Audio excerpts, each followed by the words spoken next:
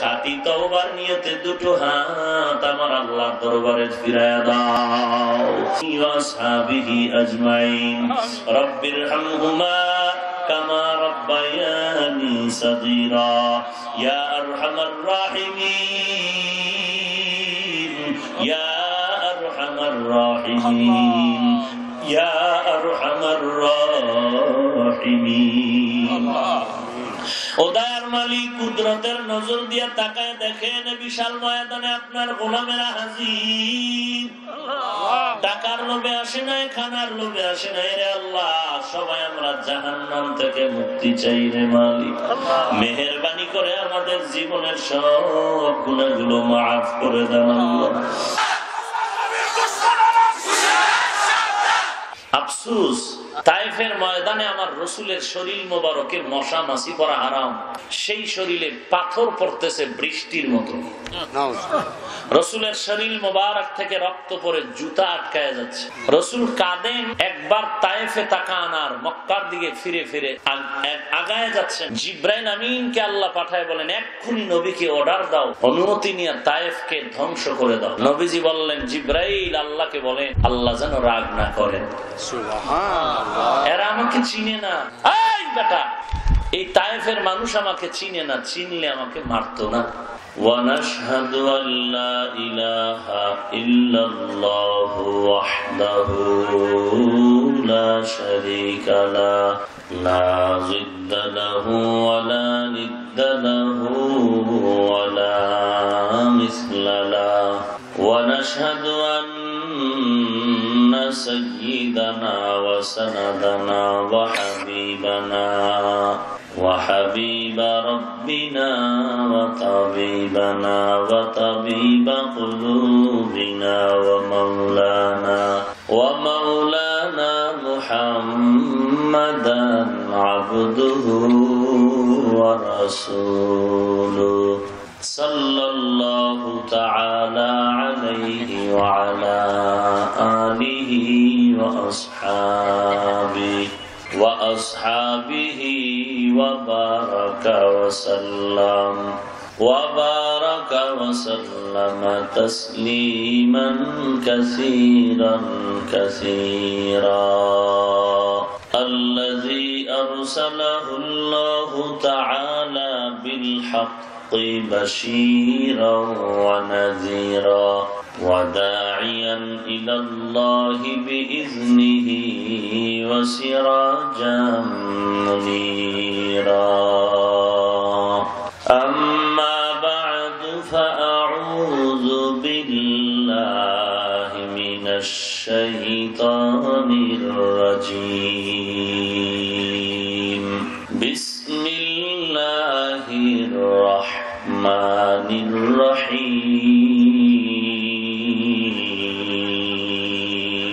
اقرأ باسم ربك الذي خلق الإنسان من علق اقرأ وربك الأكرم الذي علم بالقلم علم الإنسان ما لم يعلم وقال النبي صلى الله عليه وآله وسلم خيركم من تعلم القرآن وعلمه أو كما قال النبي عليه الصلاة والسلام صدق الله مولانا العظيم وصدق رسوله النبي الأمي الكريم ونحن على ذلك من الشاهدين والشاكرين والحمد لله رب العالمين. البوكس ربابنا اللهم صل على روح محمد في الأرواح وعلى جسد محمد في الأجساد وعلى قلب محمد في القلوب وعلى قبر محمد في القبور بذكر شهر بيني در خروشاست ولدانا دری معنا که گوشاست نبلبل برغلش تسبیح خانست که هر کاره با تسبیحش زبانست ذکر حق آمد غذائی روح را مرحم آمد دل مجروح را لا الہ الا اللہ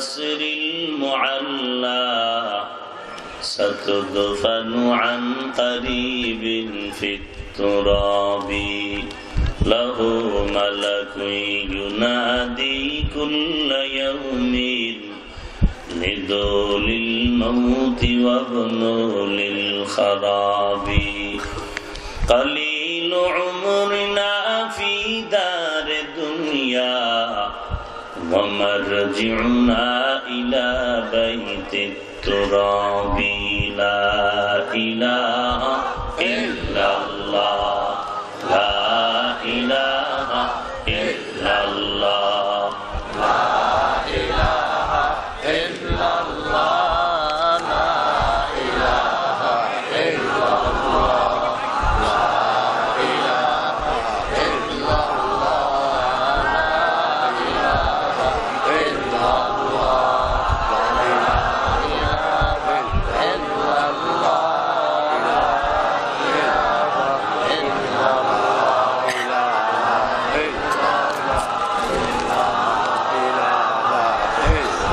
ला इलाहा इल्लल्लाह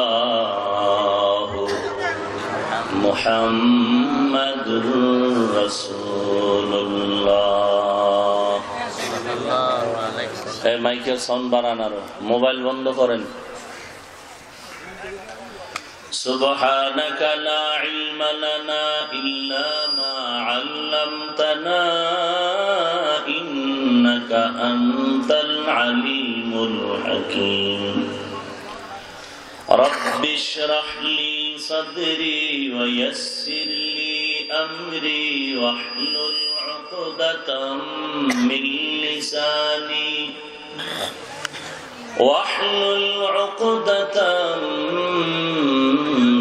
لساني يفقه قولي تکبیر میں کلمہ میں نماز میں اذا میں تکبیر میں کلمہ میں نماز میں اذا میں ہے نام الہی سے ملا نام محمد ہے نام الہی سے ملا نام محمد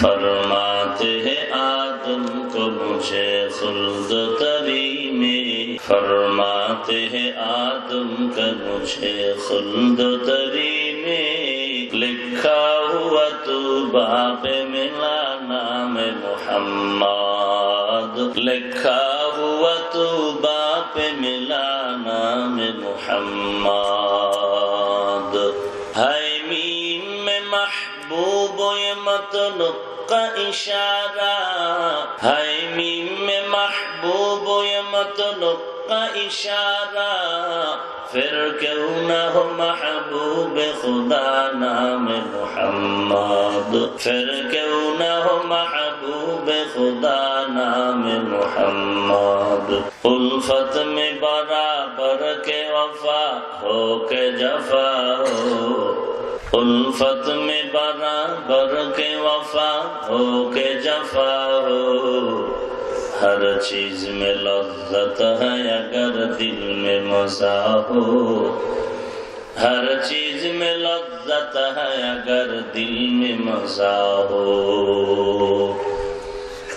বেগম আমার গোলাকান্দি ইব্রাহিমিয়া দারুল উলুম হাফিজিয়া মাদ্রাসা ও এতিমখানার হাফেজ ছাত্রদের পাগড়ি প্রদান উপলক্ষে 11তম ওয়াজ মাহফিল 2রা নভেম্বর 2019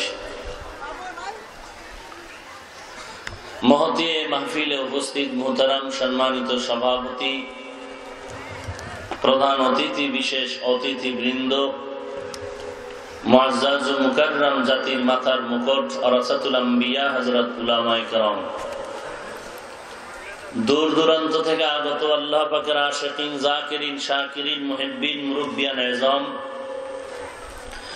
কলিজার টুকরা আমার সমবয়সী যুবক বন্ধুগণ স্নেহের ছোট ভাই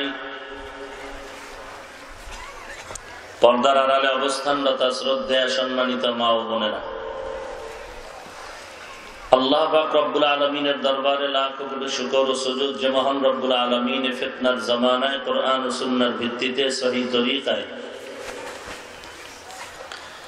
কিছু কথা বলার জন্য, শুনবার জন্য আমাদেরকে কবুল ও মঞ্জুর করেছেন। নিয়ামতের শুকর আদায় করি আলহামদুলিল্লাহ।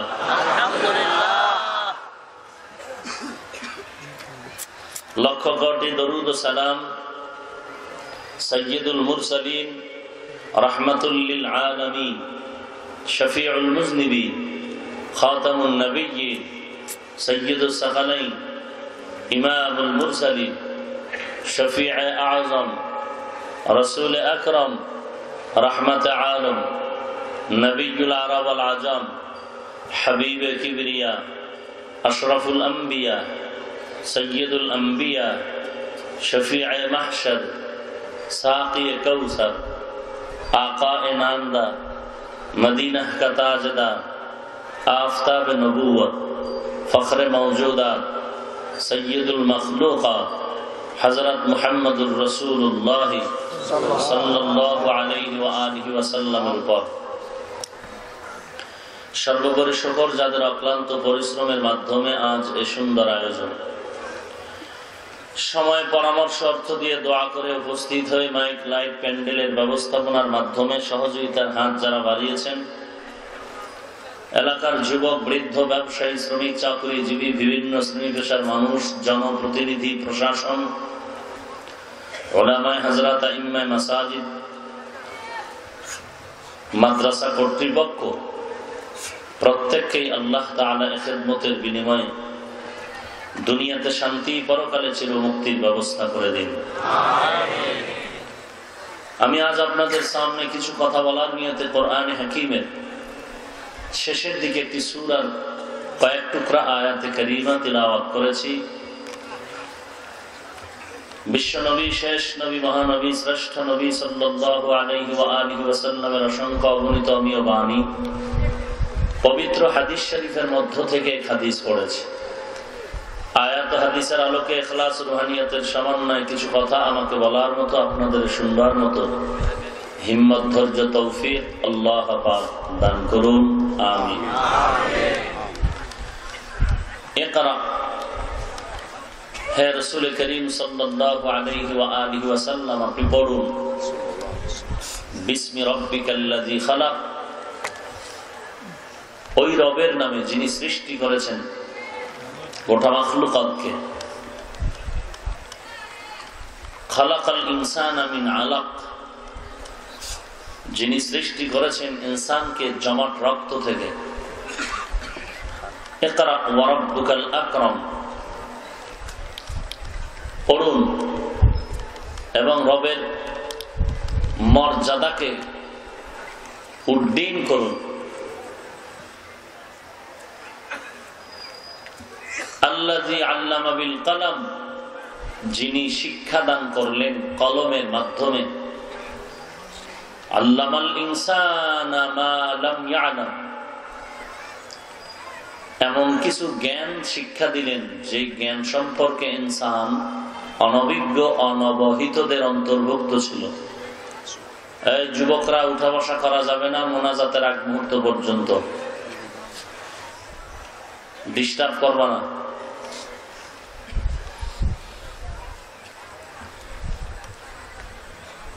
রাসূলুল্লাহ সাল্লাল্লাহু আলাইহি ওয়া আলিহি ওয়াসাল্লাম ইরশাদ করেন, খায়রুকুম মান তাআল্লামাল কুরআনা ওয়া আল্লামা, সৃষ্টির শ্রেষ্ঠ ওই ব্যক্তি যে কোরআন শিখে অন্যকে এই কোরআনের ইলম শিক্ষা দান করেন।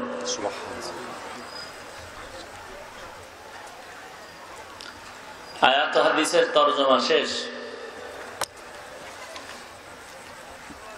কোরআন সম্পর্কে কিছু কথা এই আয়াতগুলোতে বলা হয়েছে।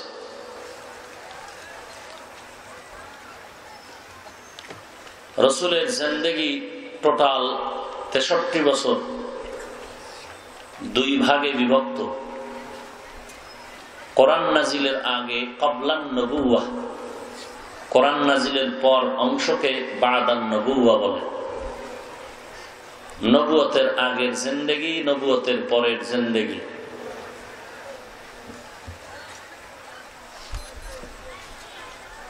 ইলমে ওহী তথা কোরআন আসার আগের জিন্দেগির সীমানা 40 বছরের উপরে।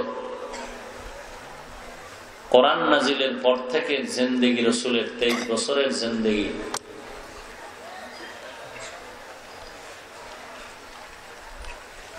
দীর্ঘ 40টি বছর পর্যন্ত রসুলের উপরে কখনো নামাজের কথা বলা হয়নি, রোজার কথা বলা হয়নি, জিকিরের আদেশ দেওয়া হয়নি, অন্যায়ের প্রতিবাদ করার কথা বলা হয়নি। 23 বছর কোরআন নাজিল হলো। কোরআন হলো রসুলের জীবন্ত এক আদর্শ, থিওরিক্যাল আদর্শ। রসুল নিজেই হলেন প্র্যাকটিক্যাল, গোটা উম্মতের জন্য আদর্শ। আম্মাজান আয়েশা রাদিয়াল্লাহু আনহাকে প্রশ্ন করেছিলেন সাহাবায়ে কেরাম। সাহাবায়ে কেরাম প্রশ্ন করেছিলেন, নবীজির আদর্শের বর্ণনা দিন, বয়ান করুন। আম্মাজান আয়েশা রাদিয়াল্লাহু আনহা পাল্টা প্রশ্ন করলেন, আফা তাকরাউনাল কুরআন, হে সাহাবায়ে কেরাম, আপনারা কি কোরআন তিলাওয়াত করেন না? ক্বালু বালা, সাহাবায়ে কেরাম বললেন, আমরা কোরআন তিলাওয়াত করি। আম্মাজান আয়েশা রাদিয়াল্লাহু আনহা বললেন, কানা খুলুকুহুল কুরআন,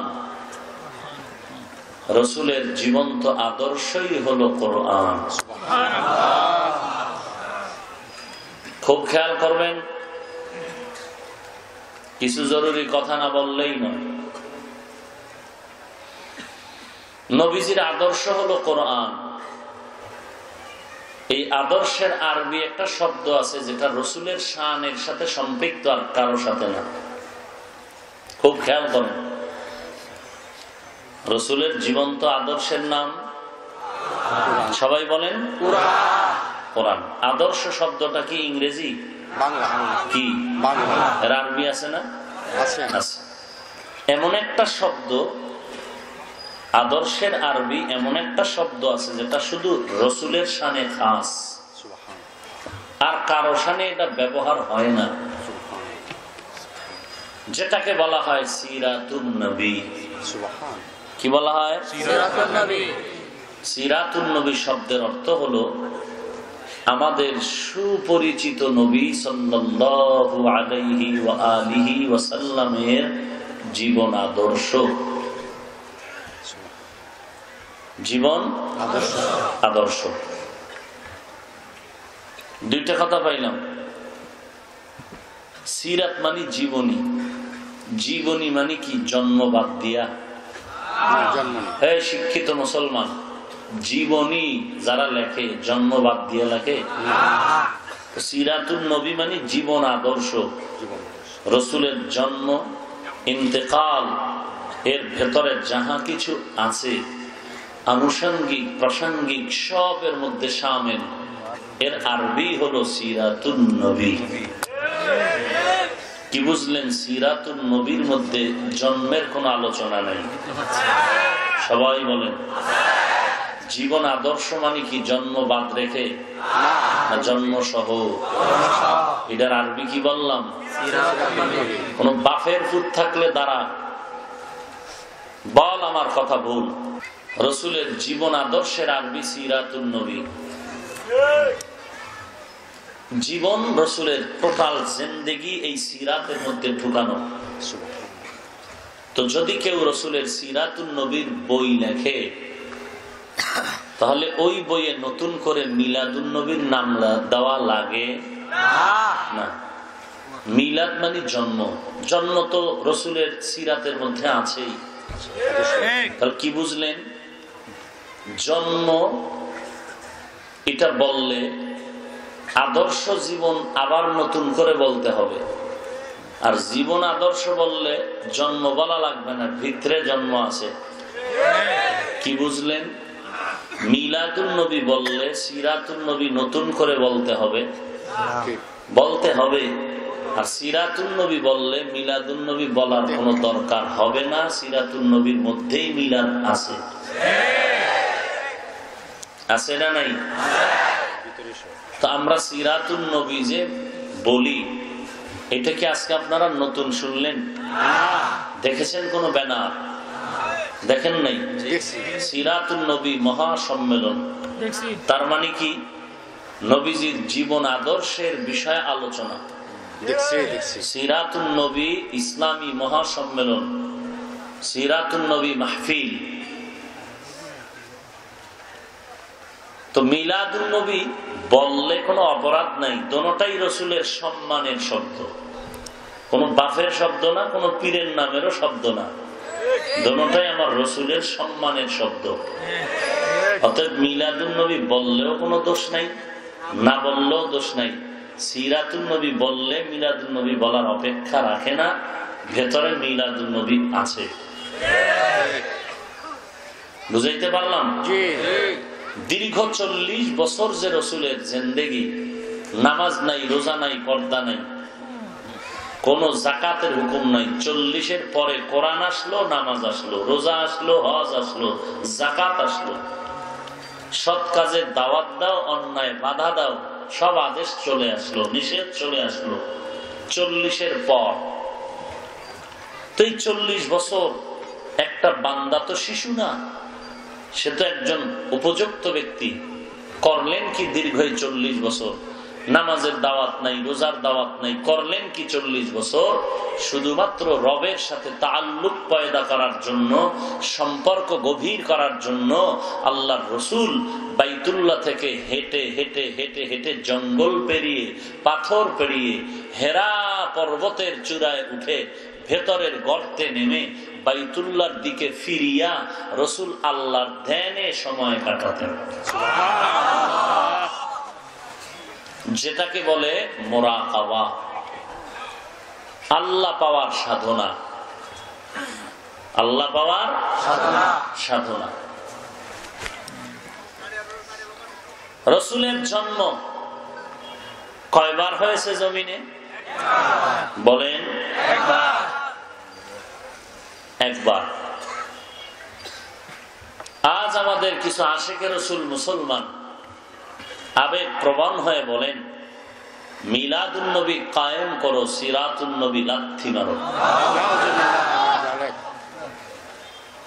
বলেন তো, মিলাদুন নবী রসুলের মহব্বতের সম্মানের শব্দ, আর সিরাতুন নবী চরমনাইয়ের শব্দ। সিরাতুন নবী সারসিনাওয়ালাদের শব্দ, সিরাতুন নবী তাবলিগওয়ালাদের সৃষ্টি করা শব্দ, সিরাতুন নবী দেওবন্দিওয়ালাদের বানানো শব্দ।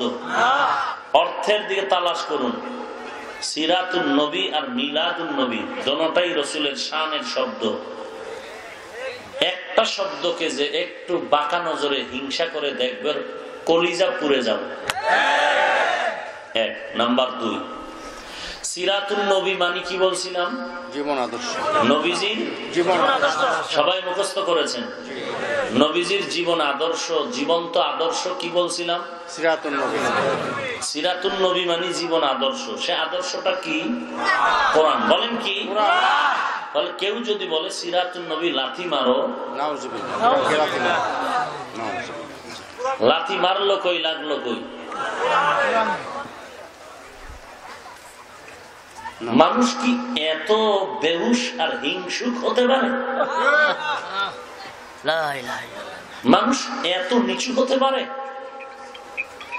এত নির্বোধ হতে পারে? এত মূর্খ হতে পারে? এত মূর্খ তো খাঁটি আশেক হতে পারে না।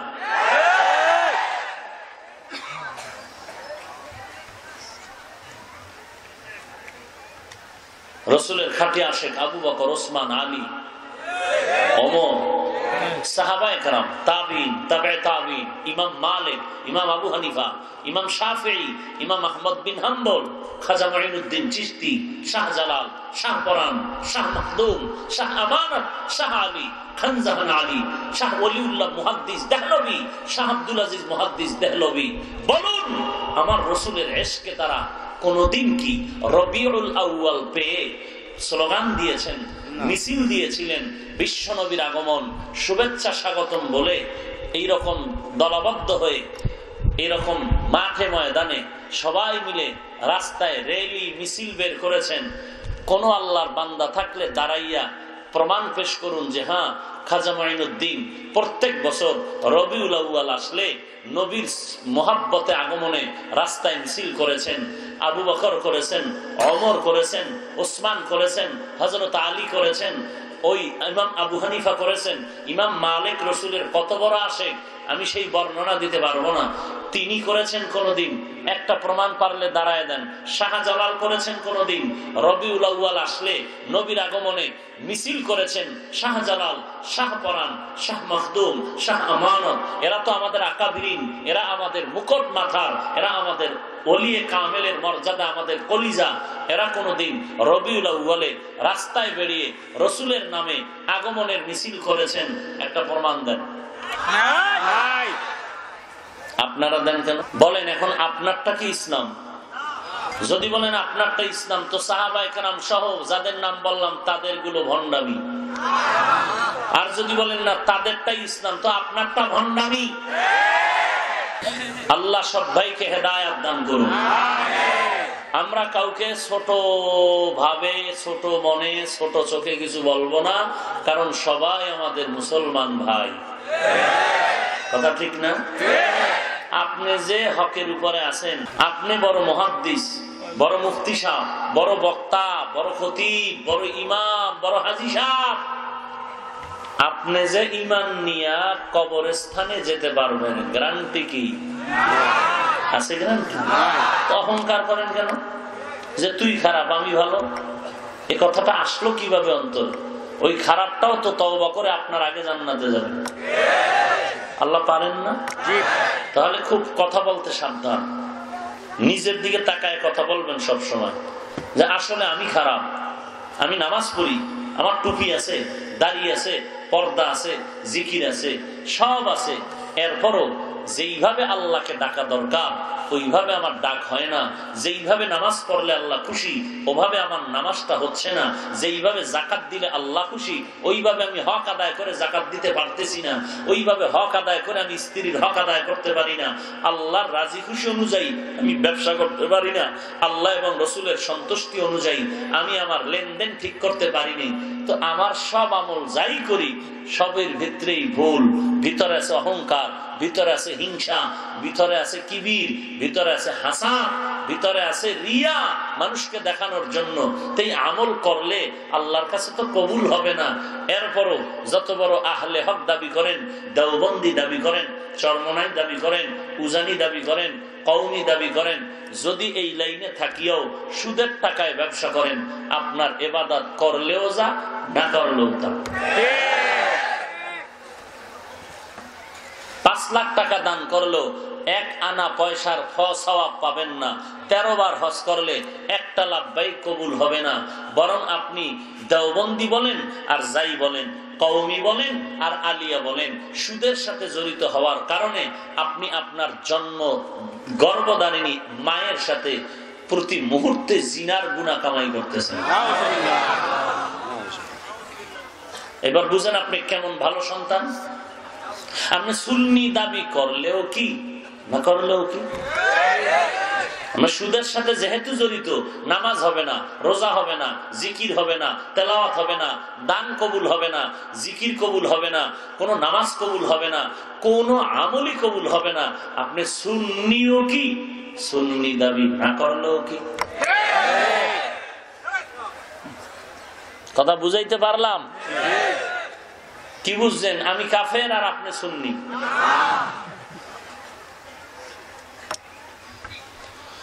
হায় হায় হায় হায় হায়। ইসলাম নিয়ে এত বাটপারি, একটু ভয় নাই অন্তরে? কই, আমি তো পাস করলি টুপি মাথায় দিয়ে অন্য টুপিওয়ালাকে হিংসার সাথে গালি দি নাই, বরং দেখা হয়েছে, চেষ্টা করেছে একটা সালাম দিতে। আমি কওমি মাদ্রাসার সন্তান হয়তো কোনো ভিন্ন প্রতিষ্ঠানকে হিংসা করে গালি দেই নাই। আপনি কেন আমার প্রতিষ্ঠানকে গালি দিবেন? আপনি কেন পাসকুল্লি দেখলে মন খারাপ করবেন? কি ব্যাপার? আমরা দাঁড়াইয়া ইয়া নবী সালামু আলাইকা, ইয়া রাসূল সালামু আলাইকা, ইয়া হাবিব সালামু আলাইকা, সালাওয়াতুল্লাহ আলাইকা, এইভাবে দাঁড়াইয়া নবীর সালাম দেই না কবিতা পড়ে পড়ে। কারণ কোন হাদিসেও পাই নাই, সাহাবায়ে কেরামরাও করেন নাই, আবু হানিফাও করেন নাই, ইমাম শাফি করেন নাই, খাজা মাইনুদ্দিন করেন নাই, বড় পীর আব্দুল কাদের জিলানী এই কবিতা পড়ে রসুলকে সালাম দেন নাই। অতএব আগে আমার প্রশ্ন, এই কবিতা পাইলা কই? দাঁড়ান আর বহন করে কবিতা পাইলে কই? এই কবিতা তো রসুল করেন নাই, সাহাবারা করেন নাই, তাবিঈনগণ করেন নাই, তবে তাবিঈনগণ করেন নাই। তারপরেও যারা করেন আমরা গালি দিয়েছি? আমরা গালিও দেই না, দেখা হলে বুকে টেনে নেই, সালাম দেই। আপনি কেন আমাকে গালি দেন? আমরা নবীরে নূরের তৈরি বলি না, যারা বলেন আমরা গালিও দেই না, আপনি কেন আমাকে গালি দেন? যারা নবীকে আলিমুল গাইব বলেন আমরা হিংসাও করি না, গালিও দেই না, সুযোগ পাইলে হাসি মুখে দুইটা কথা বুঝাবার চেষ্টা করি, আপনি আমাকে কেন গালি দেন? কোন প্রতিষ্ঠানে লেখাপড়া করে গালি শিখছেন বলেন? কোন নবীর আদর্শের থেকে গালি শিখছেন বলেন? আমার রসুলের আদর্শে তো গালি নেই। আপনি গালি শিখলেন কোথার থেকে? আফসোস, তায়েফের ময়দানে আমার রসুলের শরীর মোবারকে মশা মাছি পড়া হারাম, সেই শরীরে পাথর পড়তেছে বৃষ্টির মতো। রসুলের শরীর মোবারক থেকে রক্ত পড়ে জুতা আটকায় যাচ্ছে। রসুল কাঁদেন, একবার তায়েফে তাকান আর মক্কার দিকে ফিরে ফিরে আগায় যাচ্ছেন। জিব্রাইল আমিনকে আল্লাহ পাঠায় বলেন, এক্ষুনি নবীকে অর্ডার দাও, অনুমতি নিয়ে তায়েফকে ধ্বংস করে দাও। নবীজি বললেন, জিব্রাইল আল্লাহকে বলেন আল্লাহ যেন রাগ না করেন, এরা আমাকে চিনে না। এই বেটা, এই তায়েফের মানুষ আমাকে চিনে না, চিনলে আমাকে মারতো না, আমার রক্ত ঝরাইতো না। নবীর আদর্শ কই? আর আমরা নূরের তৈরি যারা বলে গালি দেই না, সালাম দেই। আলিমুল গাইব যারা বলে আমরা গালি দেই না, সালাম দেই। কওমিতে পড়লেও অন্য প্রতিষ্ঠানের ছাত্র ওস্তাদদেরকে গালি দেই না, সালাম দেই। দাঁড়াইয়া ইয়া নবীর সালাম যারা দেয় আমরা গালি দেই না, সালাম দেই। তুমি আমগো কাফের বলো, কোন নবীর উম্মত একটু বলো তো তুমি? মুহাম্মদ নবীর উম্মত দাবি করার অধিকার তোমার নাই।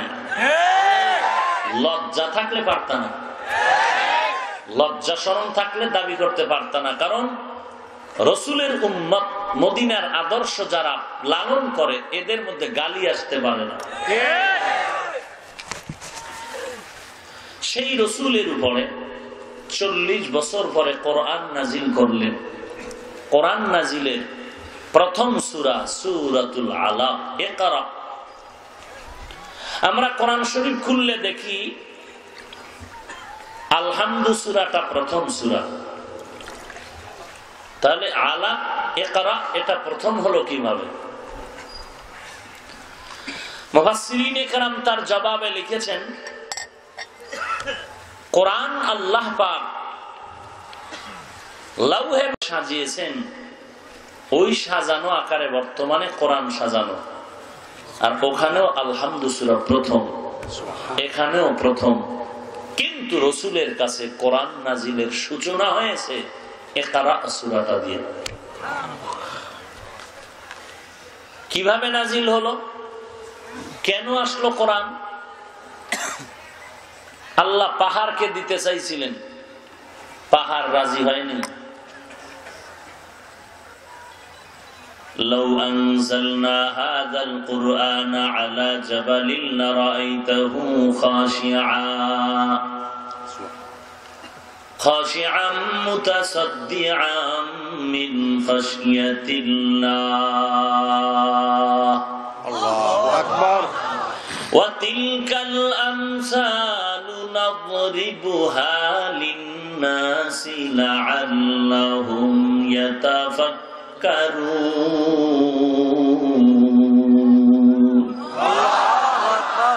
পাহাড়ের উপরে আল্লাহ দিতে চাইলেন, রাজি হয় না, এত ভারী এক বোঝা। আল্লাহ বলেন, আমি এটা ইনসানের উপরে চাপায় দিলাম। দেওয়ার পরে ইনসানের দাম এত বেড়ে গেল, সারা দুনিয়ার মাখলুকাত আল্লাহ ব্যতীত যাহা কিছু আছে সব এক পালায় দিল, ইনসানের মর্যাদার সমান হবে না। সুবহানাল্লাহ। আল্লাহ পাক বলেন ইনসান এত দামি, আমি আল্লাহ কোরআন দিলাম কেন? হুদাল লিন্নাস, গোটা জগতের মানুষের হেদায়েত হলো কোরআন। হুদাল লিল মুত্তাকিন, গোটা দুনিয়ার মুত্তাকি যারা আল্লাহকে ভয় করে তাদের পথ প্রদর্শক হলো কোরআন। ওয়া নুনাজ্জিলু মিনাল কুরআনি মা হুয়া শিফাআ, গোটা দুনিয়ার মানুষের রোগের, রুহানি রোগের ঔষধ হলো কোরআন। আর এই রোগের রোগীর ডাক্তার, সৃষ্টির শ্রেষ্ঠ ডাক্তার হলেন আমার নবী। ইমামুল আউয়ালিন আল আখিরিন বহরে সাদকা রাহমাতুল লিল আলামিন সাইয়্যিদুল কাউনাইন খাতমুল মুরসালিন আখিরামুদ বুয়াদ ফখরুল আউয়ালিন শুদ্ধ ওজুদাশ রাহমাতুল লিল আলামিন মসজিদে উশুদ হামারো এ জমিন। আল্লাহ পাক রব্বুল আলামিন গোটা জগতের মানুষের জন্য ডাক্তার করে পাঠালেন আমার নবীকে, শ্রেষ্ঠ ডাক্তার, তার মানে শেষ ডাক্তার। কিয়ামতের আগের দিন পর্যন্ত জমিনের মধ্যে উম্মতের রুহানি রোগের চিকিৎসার জন্য নতুন কোন ডাক্তার নতুন কোন প্রেসক্রিপশন দিতে পারবে না। আমার নবীর মাধ্যমে আল্লাহ এমন এক প্রেসক্রিপশন দিয়ে দিলেন, কিয়ামত পর্যন্ত মানুষের অন্তরে যত রোগ থাকবে সকল রোগের চিকিৎসা যদি চাও, প্রেসক্রিপশন হলো মদিনার প্রেসক্রিপশন। যদি না বুঝো, এই বুঝাইয়া দেওয়ার জন্য নবীর অবর্তমানে ডাক্তারির প্রেসক্রিপশনটা বুঝাইয়া দেওয়ার দায়িত্ব হলো উলামায়ে কেরামের। যেই সোরার ঘরের সোরারা বলে ওলামা লাগে না, আলেম চিনি না, ইসলামের ব্যানার টানায় বলে আমার আলেম পছন্দ না, তা তোর বাপ মার জানাজা পড়াইছে কে রে? গরুয়ে, শুকরে, কুত্তায়? ওরে আল্লাহর বান্দা, তোমার আমার আব্বা আম্মার বিবাহ বৈধ হতো না যদি আলেম খুতবা না পড়তেন। আমি এটা বুঝাতে চাই না যে যারা আলেম না তারা জাহান্নামী, আমি এই কথা বুঝাতে চাই যারা আলেম বিদ্বেষী, আলেম পছন্দ করে না, নবী বলেন তারা মুহাম্মদ নবীরও পছন্দ করে না। हकीकत से तो दुनिया बेखबर है, दुनिया की नुमाइश पर नजर है, नमी गुयम के आज दुनिया जुदा बाश बहर कारे के बाशी बा खुदा बाश। আবু জাহাল নবীরে দেখলো, কত বড় বেঈমান আর কপাল পরা হলে নবীরে দেখার পরেও কালেমা পড়ছে। যেই নবীর দিকে তাকাইলে গুনাহ মাফ,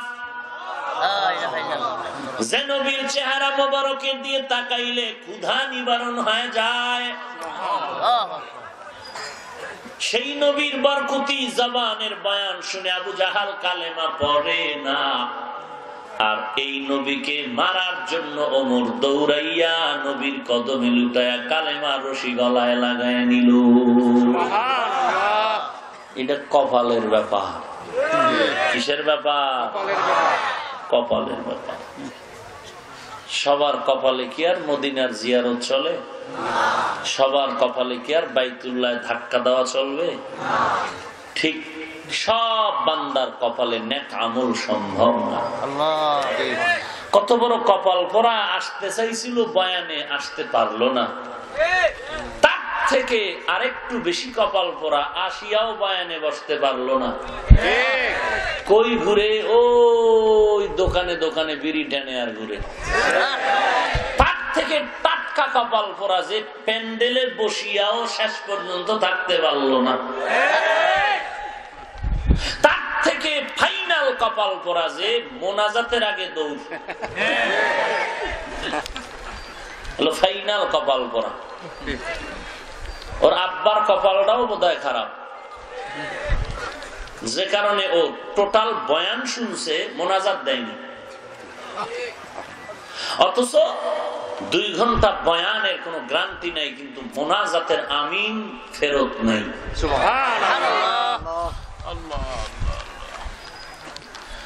আহা, চিন্তা নাই তো, কোনো চিন্তা নাই। কবে আসছি, কই যাইতেছি, কখন আমি বড় হইলাম, আমি না শিশু ছিলাম, কখন আমার গালে দাড়ি উঠলো, টেরও পাইনি। আবার কখন কালো দাড়ি সাদা হলো, টের পাইনি। হ্যাঁ, কখন আমার মোচ উঠলো, আমি টের পাইনি। কখন আমার চুল সাদা হয়ে গেল, টের পাইনি। হঠাৎ করে ভালো হাতটা একটু ব্যথা করতেছে, কারণটা কি? ঘুমাইলাম সুস্থ, ঘুম থেকে উঠে দেখি পেট ব্যথা, বুকে ব্যথা, মাথা ব্যথা। চিন্তা করি না তো বয়সটা কই গেল, কোত্থেকে কই আসতেছি? কইছি না ওই মক্তবে স্কুলে ক্লাস 1 আদর্শ লিপির বই বগলের তলে লইয়া একটা চক সিলেট লইয়া কই গেছিলাম। এমন কই কই সেই জিন্দেগি আমার? তখন আমার বন্ধু বান্ধব ছিল অনেক, গেল কই? মাঠে খেলতাম অনেক বন্ধু নিয়ে, জোনাকির আলোতে খেলতাম। ঘুম থেকে উঠিয়াই বন্ধুদের নিয়ে রাস্তায় খেলাধুলা, ভাত টাত খাওয়া বন্ধ। লেখাপড়ার টেবিলে এসে আর এক শ্রেণীর বন্ধু পাইলাম। বিভিন্ন জায়গায় ঘুরতে গেছি, কক্সবাজার, বঙ্গোপসাগর, কুয়াকাটা, সেন্ট মার্টিন, বিভিন্ন পার্কে ঘুরলাম, বিভিন্ন দর্শনীয় জায়গা দেখলাম। কই গেল আমার সে বন্ধুরা? কেউ নামও জানি না, ঠিকানাও নাই, খবরও নাই। কারো কারো খবর পাই নাকি মরেই গেছে। প্রতিদিন মরণের খবর, মরণের খবর। এতটাই জানাজা, এতটাই জানাজা, এই টাইমে জানাজা। আমারটা কখন?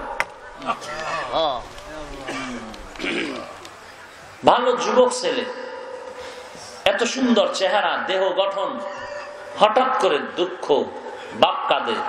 ভালো ছেলে ঘুমাইলো, ঘুম থেকে মরা। বাজারে গেল, আসলো লাশ। বেড়াইতে গেল, আসলো লাশ।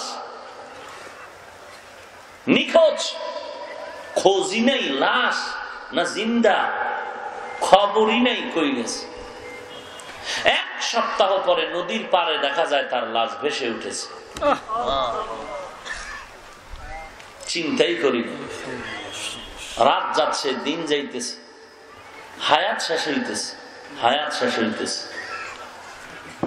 আর কত? উম্মতে মুহাম্মদের তো দীর্ঘ লম্বা হায়াত না। নবীজি এই কবরের চিন্তা, মরণের চিন্তা, সাহাবায়ে কেরামের এই মৃত্যু চিন্তায় ঘুম নাই। আবু বকরের কান্নার আওয়াজ,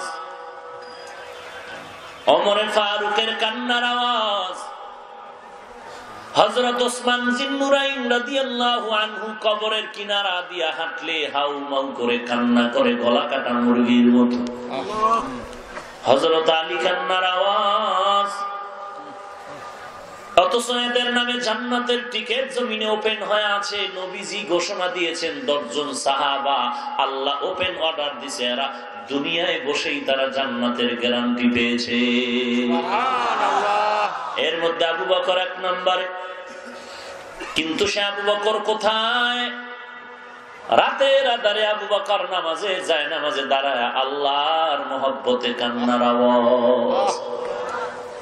এই যুবক,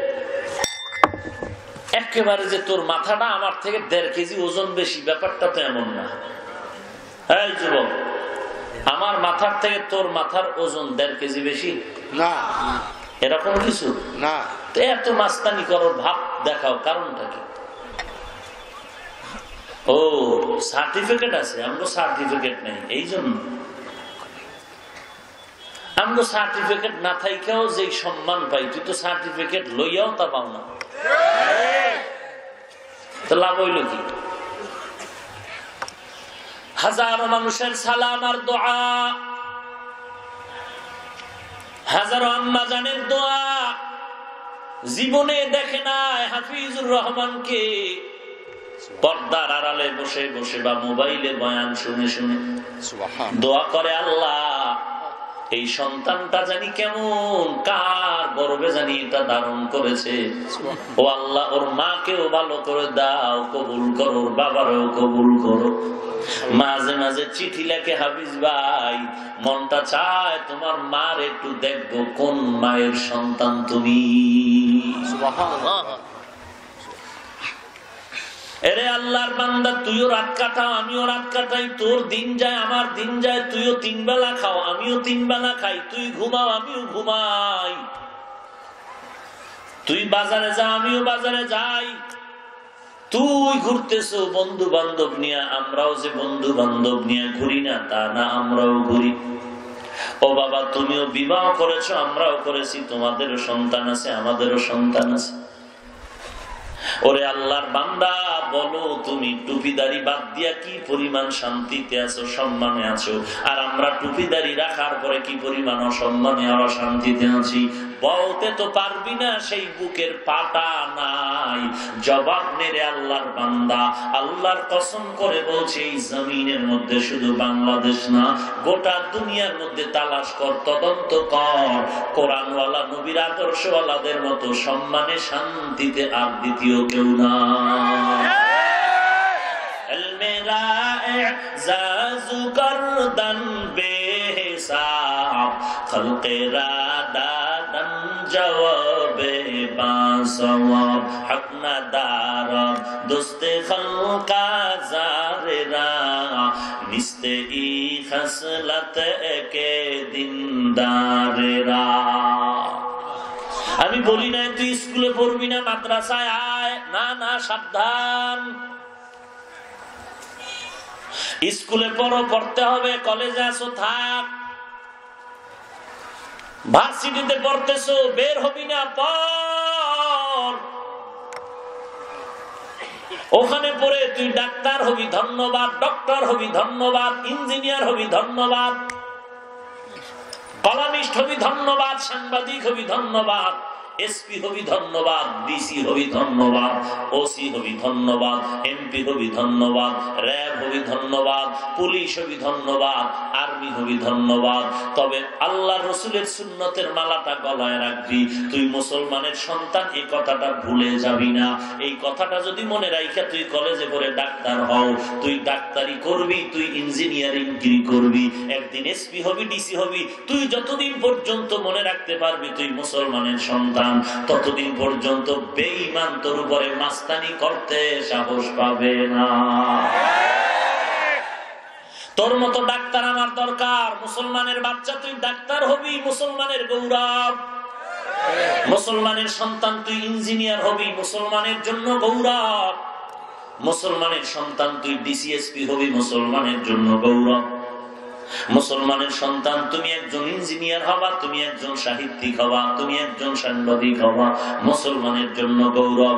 আজকে যদি আল্লাহর ভয় নিয়া মুসলমানের বাচ্চা মনে করে যদি আমার মুসলমান ভাইয়েরা সাংবাদিকতা করত, তাহলে বামপন্থী বেঈমান ইসলামের বিপক্ষে কলম ধরতে পারত না। हकीकत से तो दुनिया बेखबर है, दुनिया की नुमाइश पर नजर है। नमी गुयम के आज दुनिया जुदा बाश, बहर कारे के बाशी बा खुदा बाश। তুই রাত্র 3টার আগে ঘুমাও না, আমি হাফিজুর রহমানও 3টার আগে ঘুমাই না। সমান হইল না? সমান। কি সমান? তুই করো চুরি আর আমি পড়ি তাহাজ্জুদ নামাজ। তুই চালাও মোবাইল, তোর পাশের কোরআনওয়ালা সে কোরআন পড়ে, টুপিওয়ালারা নামাজ পড়ে কোরআন পড়ে সারা রাত। তুইও রাতে ঘুমাও না, কোরআনওয়ালারাও ঘুমায় না, কিন্তু ডিউটি করো এক একজনে আলাদা। তোর ডিউটি গুনার পাল্লা দিয়া আগাও, আর কোরআনওয়ালার ডিউটি আমার মাওলার মহব্বতের সিঁড়িতে আগাও। যুবক, কয়দিন আর যৌবনের বাহাদুরি করবি? মাঝে মাঝে একটু হসপিটালে যাওনি? যা, একটু টেস্ট কর তোর যৌবনের পয়েন্ট কত বাড়লো কত কমলো। মোবাইল দেখো না? এই মোবাইলে তো চোখের পাওয়ার কমায় দিয়েছে, তোর খবর নাই। ঠিক, এই মোবাইলে তোর হার্ট দুর্বল করে, তোর খবর নাই। এই মোবাইলের গজবে পড়েছ, তোর চোখের পাওয়ার নষ্ট, ব্রেন নষ্ট, তোর হার্ট দুর্বল, কিডনির উপরে আঘাত লাগতেছে, তোর যৌবনের জিন্দেগি নষ্ট হয়ে যাচ্ছে। একটু খবর নিয়ে দেখ। 2 মাস আগে ডাক্তারের পরীক্ষা করা, আবার 2 মাস পরে ডাক্তারের থেকে পরীক্ষা নিয়ে দেখবি চোখের পাওয়ার আগের থেকে ক্রমান্বয়ে কমে যাচ্ছে, যৌবন কমে যাইতেছে। কল্পনার সাগরে সাগরে দৌড়াইতেছ, কল্পনা করতে করতে তোর খানা কম, ঘুম কম, তোর শরীরটা কেমন জানো? এত সুন্দর আপেলের মতো চেহারা, এত সুন্দর সুদর্শন তুই যুবক, আয়নার সামনে তাকায় দেখ কেমন জানো তোর চেহারায়। আগে যেমন একটু লাবণ্যতা ছিল, দেখলে মায়া লাগতো, এখন তোর চেহারা দিয়ে তাকাইলে আমার মায়া লাগবে দূরের কথা। তুই যদি তোর চেহারা দিয়ে তাকাও, দেখবি পেতনি ভূতের মতো দেখা যায়। তোর চেহারার দিকে তাকাইলে তোরই লজ্জা লাগে, সি সি সি সি সি, এরকম ভূত। ঠিক, আমার চেহারাটা এত খারাপ লাগে কেন? তো তুই যদি কও তোর চেহারা খারাপ, আমি কি কমু তোরে অনুমান? যুবক, আমিও তো তোর মতো একটা যুবক, আমিও তো মোবাইল চালাই। ইউটিউব খুললেই তো ডানে বয়ান, বামে গান, ডানে কোরআনের তেলাওয়াত, বাম দিকে নর্তকীদের নাচ গানের আওয়াজ। আমি রাতের বেলা যদি মোবাইলটা খুলে একা একা গান দেখি শুনি, তোর বাপেও জানবে না, কিন্তু আমি ভয় করি আমার আল্লাহকে। যদি আমি গোপনেও গান শুনি আর অন্যায় করি, আল্লাহ কইবে হাফিজ রে, এই সম্মান আমার সময় নিতে 1 সেকেন্ড লাগবে না তোরে নিচু বানায় দিতে। তোর কণ্ঠ দিছি আমি আল্লাহ, সিনায় নিতে 1 সেকেন্ড লাগবে না। তার মানে তোর কণ্ঠ থাকবে, কিন্তু মানুষের দিলে মোহাব্বত কমে যাবে, মানুষ আর বয়ান শুনতে আসবে না, মানুষ জানবেও না কেন বয়ান শুনো না। সবাই বলবে এমনি এমনি ভালো লাগে না, আগে একটু ভালো লাগে না। আল্লাহ জানে কেন ভালো লাগে না। বান্দা তুই গুনাহ করো, আল্লাহ বেজার, মানুষের অন্তরে মহব্বত নষ্ট। কাউকে দেখানো লাগবে না। আবার এই গুনাহ করতে করতে করতে করতে যদি সীমা লঙ্ঘন হয়ে যায়, তখন মানুষের গুনাহ মানুষে ধরে, ধরা খেয়ে যাবি। যদি চূড়ান্ত সীমা লঙ্ঘন করো, আল্লাহ তো শুরুর থেকেই দেখছে, কিন্তু ধরা দেওয়ায় না। সীমা লঙ্ঘন যখন চূড়ান্ত করবি, তখন আর আল্লাহ লাগবে না। আল্লাহর বিচার তো রিজার্ভ আছে, দুনিয়াওয়ালাদের সামনেই প্রকাশ হয়ে যাবে হঠাৎ। তোর আইডি হ্যাক হয় না, হঠাৎ হ্যাক হয় কেন? কি ব্যাপার? মোবাইলে কথা বলতেছি শত শত মিনিট, হাজার মিনিট, ঘন্টাকে ঘন্টা মোবাইলে কথা বলি, কথা বলতেছি, আমারটা প্রকাশ হয় না, তোমারটা হয় কেন? ও আল্লাহর গোলাম, একমাত্র কারণ হলো, একমাত্র কারণ গুনাহ করতে করতে সীমাটা লঙ্ঘন যখন করবি তখন দুনিয়ায় বিচার শুরু হয়ে যাবে। রাহমাতুল লিল আলামিন, গোটা দুনিয়ার উম্মতের রুহানি ডাক্তার, প্রেসক্রিপশন দিয়েছেন। আল্লাহর নবীর উপর আল্লাহ পাক স্থায়ী সমাধানের প্রেসক্রিপশন দিলেন কোরআনুল কারীম। 40 বছরের পরে জিবরাইল আমিন নিয়ে আসলেন ইকরা। নবীজি হেরা গুহার মধ্যে ধ্যানে মগ্ন, জিবরাইল আমিন আসলেন, নবীকে দাঁড় করালেন। জিবরাইল আমিনের সিনাটাকে নবীজির সিনা মোবারকের সাথে আলিঙ্গন করলেন, আর একটু মৃদু চাপ দিলেন, আর জিবরাইল বললেন ইকরা। নবী বললেন মা আনা বিকারি, আমি পড়তে জানি না। জিবরাইল আমিন আবার চাপ দিলেন ইকরা, হে নবী আপনি পড়ুন।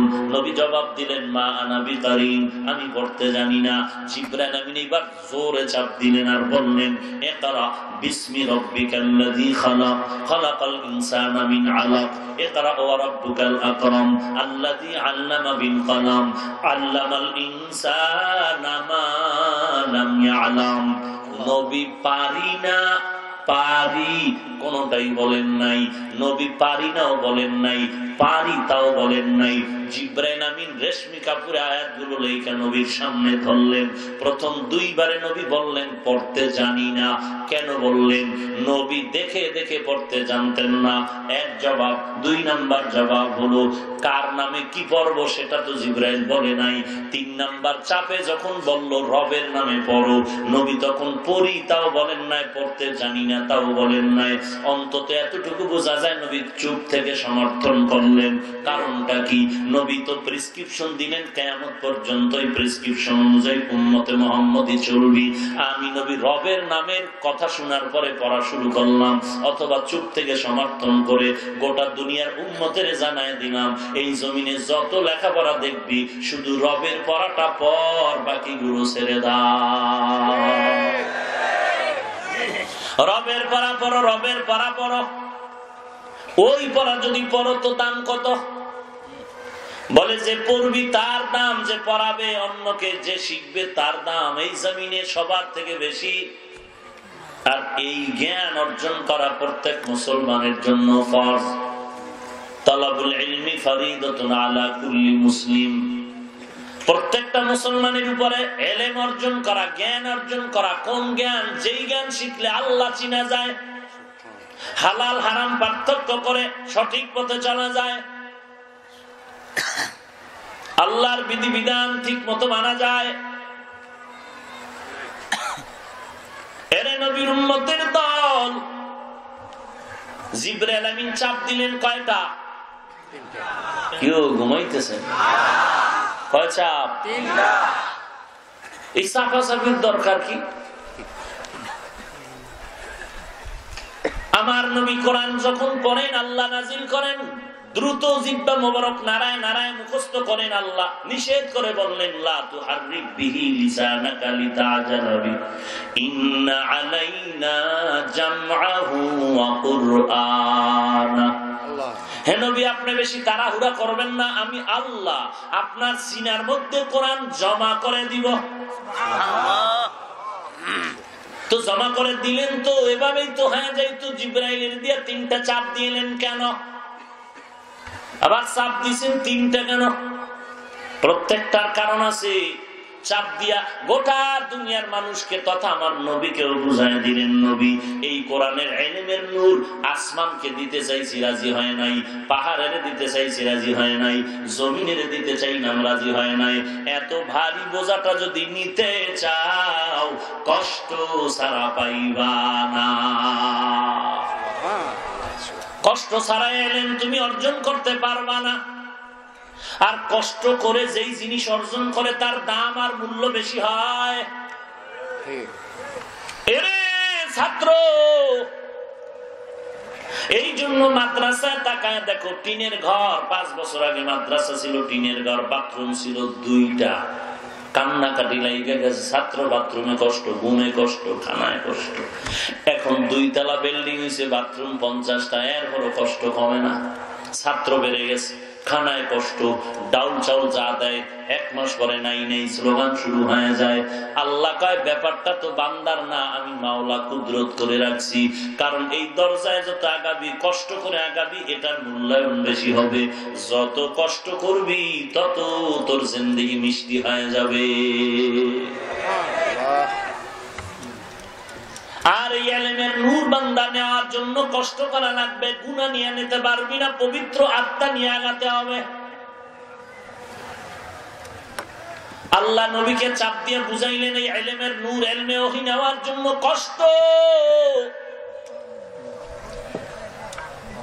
কষ্ট করেই অর্জন করা লাগবে। কিয়ামত পর্যন্ত ইলম যারা অর্জন করবে কষ্ট ছাড়া হবে না। একা একা বাংলা কোরআনের তরজমা পড়লে কষ্ট লাগে না? ঘরে বয়ে বয়ে পড়বেন আর হঠাৎ করে বলবেন আমি হঠাৎ পণ্ডিত হয়ে গেলাম। কিন্তু না রে বাবা, লাইব্রেরির বই পড়া যদি ডাক্তার হওয়া যাইতো, মাথার চুল ফালায় লাইনে দেখো, আখেরাতের লাইনেও দেখো। যারা স্কুল কলেজে কষ্ট করিয়া লেখাপড়া করছে তারা জমিনে বড় দামি হয়ে গেল। এমপি বলো, মন্ত্রী বলো, চেয়ারম্যান বলো, মেম্বার বলো, এসপি বলো, ডিসি বলো, আর্মি বলো, র্যাব বলো, যাদের জিন্দেগি দেখো সুন্দর, তাদের প্রথম জীবনে তাকাও কষ্টের কোনো শেষ ছিল না। আখিরাতের লাইনে যারা কষ্ট করলো আল্লাহ তাদের দরজা খুলে দিলেন। এরে নবীর উম্মতের দল, প্রথম 2 চাপে নবী পড়েন নাই, তৃতীয় চাপে সমর্থন দিলেন। কেন? বলে রবের নামের পড়া পড়বা, আর কোন পড়া চলবে না। তখন কি ইংরেজি ছিল না? অঙ্ক, ইতিহাস, ভূগোল ছিল না? এখন তো এসে গেছে, কি করা? ওলামায়ে কেরাম বলে হ্যাঁ, নকল দুনিয়ায় চলতে হলে নকল পড়াটাও কিছু সময়ের জন্য লাগবে। রবের নামের পড়াও লাগবে। রব ছাড়া নাম যদি থাকে, লেখাপড়া থাকে, তাও পড়বা। তবে 2টা পড়ার মেনু ভিন্ন, গঠনতন্ত্র লাইন ভিন্ন, উদ্দেশ্য ভিন্ন, প্রতিষ্ঠান ভিন্ন। কোনটা পড়লে কি হবে তাও জানতে হবে। আল্লাহর নামের পড়া পড়লে কি হবা, আল্লাহর নাম ছাড়া পড়লে কি হবা, ভালো করে জানতে হবে। আল্লাহর নামের পড়ার প্রতিষ্ঠান আলাদা, আল্লাহর নাম ছাড়া লেখাপড়ার প্রতিষ্ঠানও আলাদা, গঠনতন্ত্র আলাদা, উদ্দেশ্য আলাদা। আল্লাহর নামের পড়াটাকে ধর্মীয় পড়া বলে, কোরআনের শিক্ষা, মাদ্রাসা শিক্ষা, আখিরাতের শিক্ষা বলে।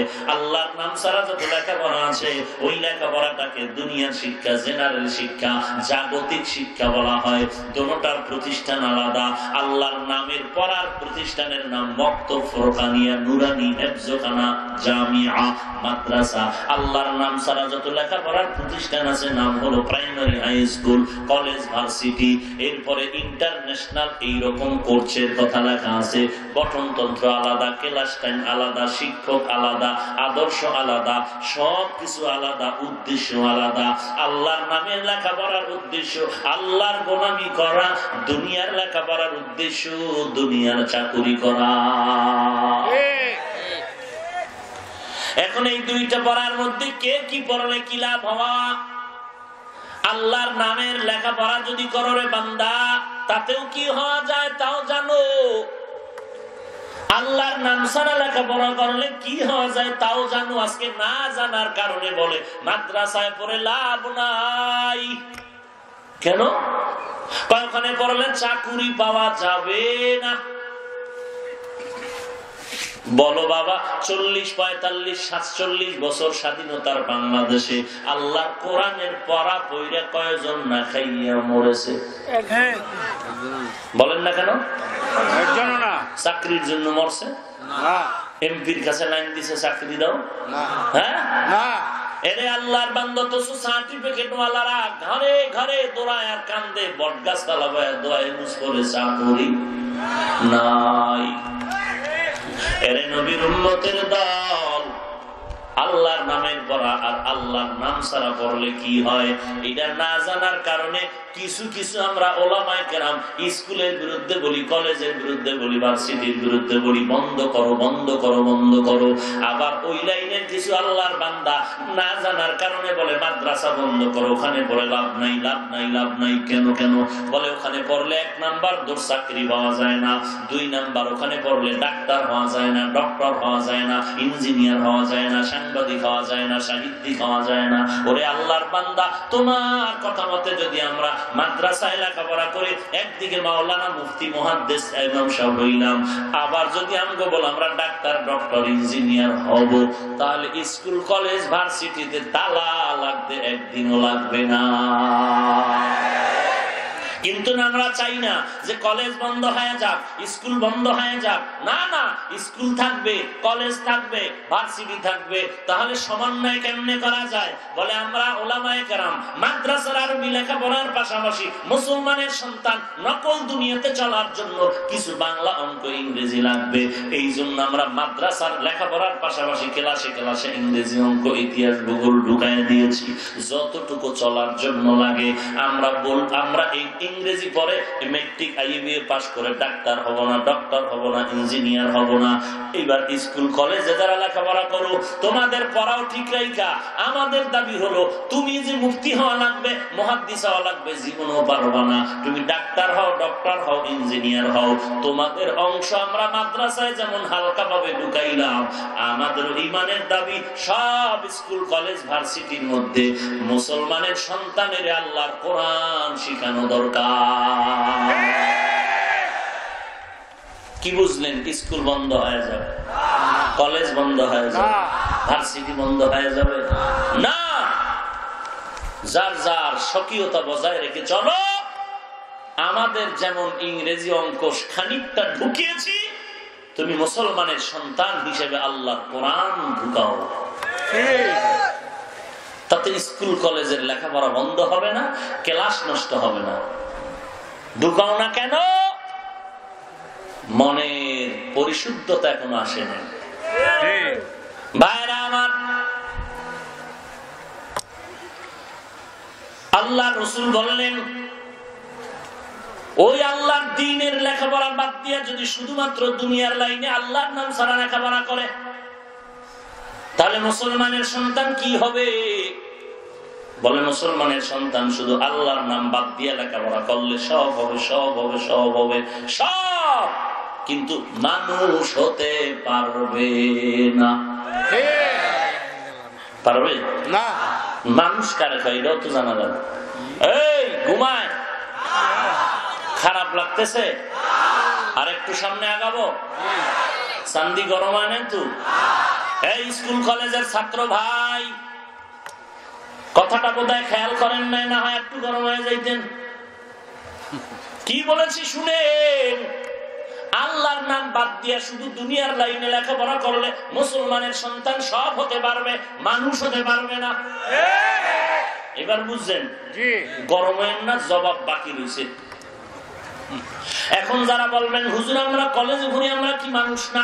স্কুলে পড়ি, কি মানুষ না? এইটার জবাব পরে দিবা, আগে কিছু কথা মাঝখানে আছে। শোনো রে মুমিন, আল্লাহর নাম বাদ দিয়ে লেখাপড়া করলে মুসলমানের সন্তান সব হতে পারে। বলে সব কি? ডাক্তার, ডক্টর, ইঞ্জিনিয়ার, প্রফেসর, সাংবাদিক, সাহিত্যিক, উকিল, কবি, ব্যারিস্টার সব হওয়া যাবে, মানুষ হওয়া যাবে না। তার কয়েকটা নমুনা। আল্লাহর বান্দা বিয়া করার পরে দোয়া করলো, আল্লাহ একটা সন্তান দাও। আল্লাহ দিলেন একটা মাইয়া সন্তান, মোহাব্বত করে নাম রাখছে তাসলিমা নাসরিন। মা বাবায় কষ্ট করে খুশি হইয়া লেখাপড়া শিখাইলেন। শুধু লেখাপড়া না, এখন সে একজন এমবিবিএস ডাক্তার। অশিক্ষিতা না শিক্ষিতা? শিক্ষার মেরুদণ্ডে যাইয়া এইবার বান্দি গবেষণা করে, ইসলামী রিসার্চ করে, ইসলাম নিয়ে গবেষণা করে, স্টাডি করতে করতে দেখে আল্লাহর কোরআনের মধ্যে নারীদের ব্যাপারে পর্দার আইন করা হলো। তাসলিমা নাসরিন গবেষণা করে কয় আল্লাহ বড় জালেম। শুধু কি তাই, এই তাসনিমা এখন শুধু বয়ান করে না, বই লেখা শুরু করলো। উম্মতের কাছে এই বইগুলো সাপ্লাই দাও, উম্মতের সওয়াবের জন্য এই বইগুলো সাপ্লাই দাও। বইয়ের মধ্যে লেখালেখি লেখা শুরু করলো। একবার লিখতে গিয়ে লেখলো, আমার পেট আমি তাসনিমার বডির একটা অংশ, আমার পেটে আমার কোন পুরুষ নির্ধারিত করে বাচ্চা দিতে পারবে এমনটা হতে পারবে না। আমি তাসনিমার পেটে স্বাধীনভাবে যেখান থেকে মনে চায় আমি কুকুরনির মতো বাচ্চা পেটে ঢুকাবো। অশিক্ষিতা না শিক্ষিতা? শিক্ষিতা। এরপরে যে বললো যেখান থেকে মনে চায় সেখান থেকে পেটে বাচ্চা নিব, এমন পেট মানুষের হয় না, কুকুরনির হয়। কুকুরনির হয়। তো তাসনিমা এমবিবিএস ডাক্তার হইয়া এই কুকুরনির মতো পশুত্বের মন্তব্য করলো কেন? আল্লাহর নাম ছাড়া লেখাপড়ার কারণে সব হয়েছে, মানুষ হতে পারে না। ডক্টর প্রফেসর আহমদ শরীফ কলেজের প্রফেসর ক্লাসে ঢুকিয়া কয়, ছেলে মেয়েরা কি করো? কয় স্যার মোবাইল নিয়ে ব্যস্ত। এফএম টের পেয়েছো আমি ক্লাসে এসেছি? জি টের পেয়েছি। এদিকে তাকাও। তাকিয়েছি। ছেলে মেয়েরা শুনো, আমার নাম জানুনি বলে জানি বলে কি বলে বলা যাবে না, বেদবি হবে। বলে আমার নাম হলো আহমদ শরীফ। আজকে থেকে শুনে নাও, মক্কা শরীফ, মদিনা শরীফ, কোরআন শরীফ, হাদিস শরীফ সব বাদ, আজকে থেকে চলবে শুধু আহমদ শরীফ। কলেজের প্রফেসর অশিক্ষিতা? হ্যাঁ, একজন শিক্ষিত প্রফেসর বলে আমি কবরের আযাব বিশ্বাস করি না, মরণ বিশ্বাস করি না। মরার আগে ছেলে মেয়েরে বলল আমারে কবরে দিবি না। এই প্রফেসর মরার পরে কবরে দেওয়া হয় না, তার দেহ দান করে দেওয়া হলো হসপিটালের মধ্যে। দেহ দান করে, দেহ দান। একজন কলেজের প্রফেসর শিক্ষিত লোক হইয়া মরণের বিরুদ্ধে, কবরের বিরুদ্ধে কথা বলল, ইসলামের বিরুদ্ধে কথা বলল। মদিনা শরীফ বাদ, বুখারী শরীফ বাদ, তিরমিজি শরীফ বাদ, হাদিস শরীফ বাদ, কোরআন শরীফ বাদ, মক্কা শরীফ বাদ, আমি আহমদ শরীফ তোদের জন্য যথেষ্ট। এই পশুত্বের কথা কেন? আল্লাহর নাম ছাড়া পড়ার কারণে সব হয়েছে, মানুষ হতে পারে না। এখন বলবেন তো আমরা কি সবাই আহমদ শরীফ নাকি? আমরা তো স্কুলে পড়ি, নামাজ পড়ি, কলেজে পড়ি, নামাজ পড়ি, দাঁড়িয়ে আছে, নামাজ আছে, পর্দা আছে। আমার বাবাও হাজি, আমিও হাজি। এরে আল্লাহর গোলাম, তাহলে আমরা কি মানুষ না? এই কথাটা বোঝানোর জন্য আল্লাহর কোরআনের আর এক আয়াতে আল্লাহ বলেন মানুষ কারে কয়? সব মানুষ আল্লাহর কাছে কবুল হবে না। আল্লাহ পাক বলেন আমার কাছে কয়েক দল মানুষের মধ্যে একদল মানুষ দামি, আর সব জাহান্নামী। আর রহমান আল্লামাল কুরআন খালাকাল ইনসান। আল্লাহু আকবার। রহমান হলেন তিনি, কোরআন শিখাইলেন যিনি, মানুষ বানাইলেন যিনি। কি বললেন আল্লাহ? রহমান হলেন তিনি, কোরআন শিখাইলেন, মানুষ বানাইলেন। বলেন আল্লাহ আমাদেরকে কোরআন আগে শিখাইছেন না আগে আমগো পাঠাইছেন? আগে আমগো সৃষ্টি, তারপরে আমরা কোরআন পড়েছি। কিন্তু আল্লাহ বললেন না আমি কোরআন শিখাইয়া মানুষ বানাইছি। কোরআন শিখাইছি, মানুষ বানাইছি। অথচ আমরা দুনিয়াতে আল্লাহ আগে মানুষ বানাইছেন, তারপরে কোরআন শিখাইছেন। আল্লাহ উল্টা বললেন কেন? এরে আল্লাহর গোলাম, আল্লাহ বলেন আমার দরবারে মুফাসসিরিন ইকরাম জবাব দিয়ে বলেন সব মানুষ আল্লাহর কাছে দামি না। জন্মগত মানুষ, বংশগত মানুষ, গুণগত মানুষ। বংশগত মানুষের দাম নাই, জন্মগত মানুষের দাম নাই, গুণগত মানুষের দাম। বুঝেন কথা? বাবার উরসে আমি জন্ম হয়েছি, জন্মগত মানুষ হই, আল্লাহর কাছে দাম নাই। আদম নবীর বংশে আমি মানুষ, হিন্দু আদম নবীর বংশের, খ্রিস্টানেরা আদম নবীর বংশের, দাম আছে? চির জাহান্নামী। আল্লাহ বলেন বংশগত মানুষের দাম নাই, জন্মগত মানুষের দাম নাই, গুণগত মানুষের দাম।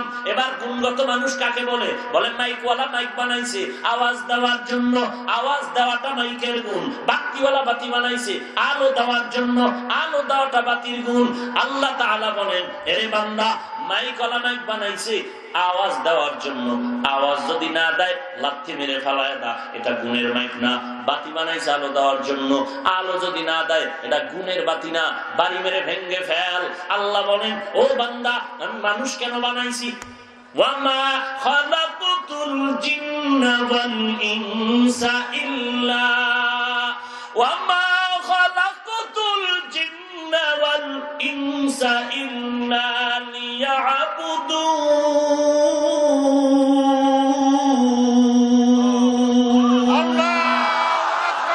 মা খালাকুতুল জিন্না ওয়াল ইনসি বিখা জুজ ইবাদাত নিস্তে মাকসুদ আজ্জাহা। আল্লাহ বলেন, আমি মানুষ বানাইছি, জিন বানাইছি একমাত্র আমার ইবাদত করার জন্য। এই মাইক বানাইছি কি জন্য? আওয়াজের জন্য। আওয়াজ দাও মাইকের গুণ। বাতি বানাইছে কি জন্য? আলো দাও বাতির গুণ। মানুষ বানাইছি বিড়ি টানার জন্য। কিসের জন্য? ইবাদতের জন্য। তো ইবাদত করাটা মানুষের গুণ, ইবাদত করা মানুষের গুণ। তো ইবাদত কেমনে করবি? আল্লাহ ওদিকে ইঙ্গিত করে বলেন, গুণের মানুষ বানানোর জন্য আমি বললাম আল্লামাল কোরআন খালাকাল ইনসান। আগে কোরআন শিখাইলাম, তারপরে ইনসান বানাইলাম। তার মানে ইবাদত করাটা মানুষের গুণ। আর ইবাদত করতে হলে কোরআনের ইলম লাগবে। অতএব কোরআনের ছোঁয়া পাইয়া যারা মানুষের ইবাদত করে মানুষ হওয়া, এই গুণের মানুষটার দাম আমি আল্লাহর দরবারে আছে। যেই মানুষ আল্লাহর ইবাদত করবে না, ও গুণের মানুষ না। ইবাদত করবে না, কোরআন লাগবে ইবাদত করার জন্য। যে ইবাদত করবে না, কোরআন পড়বে না, এটা গুণের মানুষ না। এই গুণের মানুষ যেটা হবে না, এটা জান্নাতেও যেতে পারবে না। আল্লাহ বলেন, আমার কাছে গুণগত মানুষের দাম, মানুষের গুণের নাম ইবাদত। আর ওই গুণের ইবাদত শিখতে হলে লাগবে কোরআন। এই জন্য বলেন, আমি আল্লাহ কোরআন শিখাইলাম, মানুষ বানাইলাম। অর্থাৎ কোরআনের ইলম দিয়ে যারা ইবাদত করে তারাই মানুষ।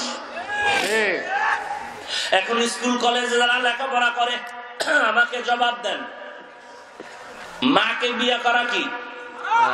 বলেন, মাকে বিবাহ করা হারাম।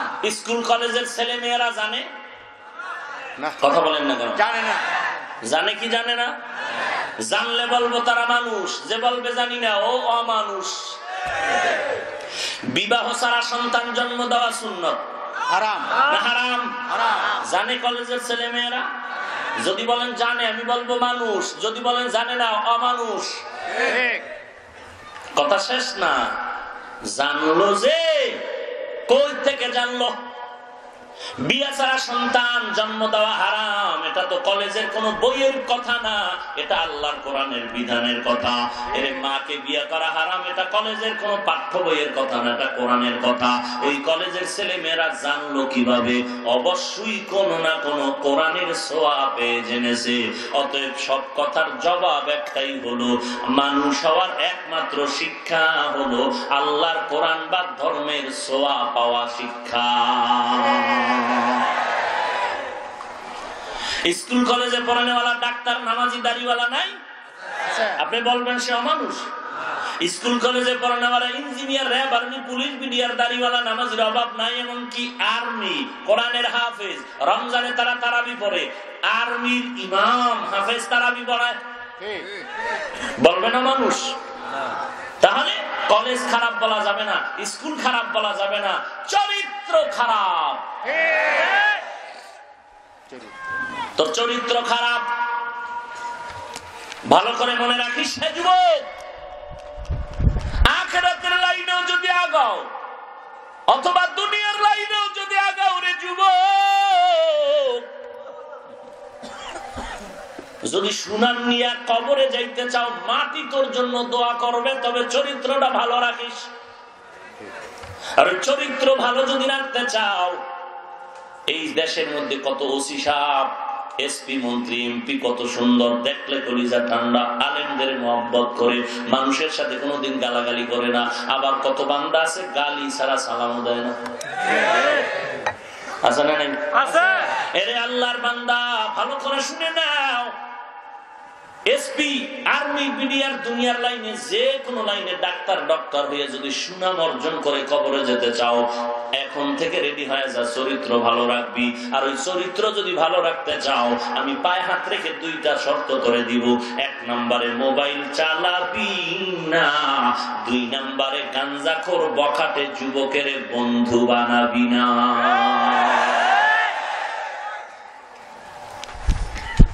যেই যুবক নামাজ পড়ে না, মা বাবার কথা শুনে না, ও বেয়াদব, ওরে কখনো বন্ধু বানাবি না, ওর সাথে চলবি না। কিলাকিলিরও দরকার নাই, ওর পথেও তোর পথে তুই।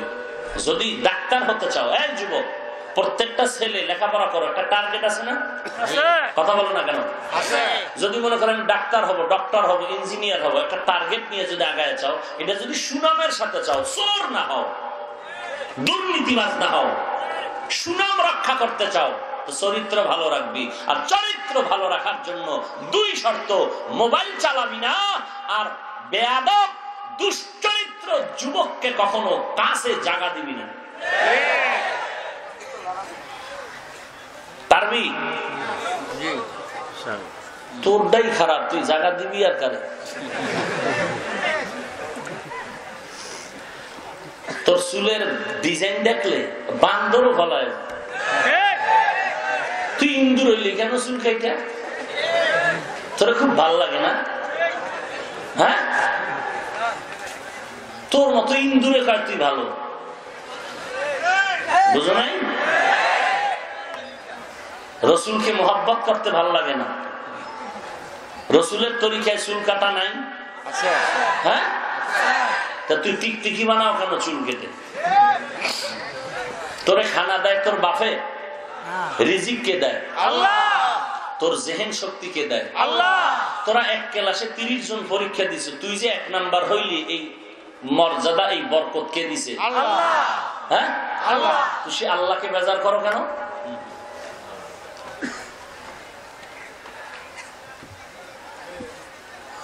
তোর ক্লাসে তোর মতো যুবক সভ্য, শান্ত, ভদ্র নাই? আছে। নাই? আছে। তুই আড্ডায় যাও, ও বেশি আড্ডায় যায় না। ওরে দেখবি ও ঘুরতেছে, কিন্তু একটা বই ওর হাতে আছে, কাগজ কলম আছে, ও একখানে বসছে, তোরা 3-4 জন আছে, ওই যুবকটা কিন্তু ফাঁকে ফাঁকে একটু পড়ে, তোদের কথার দিকে কর্ণপাত কম দেয়। এক সময় দেখবি যুবক ফুটান্ত গোলাপ হয়ে যাবে বাংলাদেশ। তখন আফসোস করবি, কিরে রমনা পার্কে তো তুইও গেলি, আমরাও গেলাম, তুই এত আগায় গেলি কিভাবে? বলে তোর মতো বেদবি তো করি নাই, লেখাপড়াটা ঠিক মতো করেছে, জবান দিয়ে কাউকে একটা গালি দেয়নি। এই বেটা, যে ছেলেটা কলেজে ভালো, সব কলেজের শিক্ষক শিক্ষিকা হিন্দু, এরাও কয় ছেলেটা খুবই ভালো। মেয়েরা কি কয় জানো? এই খবরদার, ওরে ডিস্টার্ব করবি না, ও একটা ভদ্র ছেলে, ও আড্ডা মাড্ডায় যায় না, ও একটা ভালো, ওর সাথে কোনো তামাশা নেই, চল আমরা আড্ডায় যাই। মেয়েরাও ওকে ভালো সাপোর্ট দেয়, এখান থেকেই ওর সুনাম শুরু। আর এই দুনিয়ার মানুষের ভালোবাসা যখন আসতে থাকে, নিয়ে যখন ভালোর দিকে আগায়, তখন আল্লাহর ভালোবাসা শুরু করে। বাদ দে আমাকে হুজুরের গোষ্ঠী, বাদ দে, তোদের লাইনের তার উদাহরণ দিয়ে শুনাইতেছি। তোদের লাইনে, তোর ক্লাসের ছাত্র, একটা কলেজ স্কুল নাই যেখানে ছাত্র ছাত্রীদের নামাজের স্থান নাই, আছে না? আছে। এক কলেজে সেদিন গেলাম, লেখা আছে মেয়েদের নামাজের কক্ষ, আর এক জায়গায় লেখা আছে ছেলেদের নামাজের কক্ষ। কত সুন্দর! অথচ এরপর তুই মুসলমানের বাচ্চা হয় নামাজ পড়ো না। সবাই যদি বেনামাজি হইতি, তাও তো বোঝানো যাইতো। কিয়ামতের দিন তো তোরে কানে ধরে আল্লাহ জিজ্ঞাসা করবে, তোর কলেজের ছাত্র আর একটা তো নামাজ ছাড়ে নাই, তুই ছাড়লি কেন রে বেঈমান?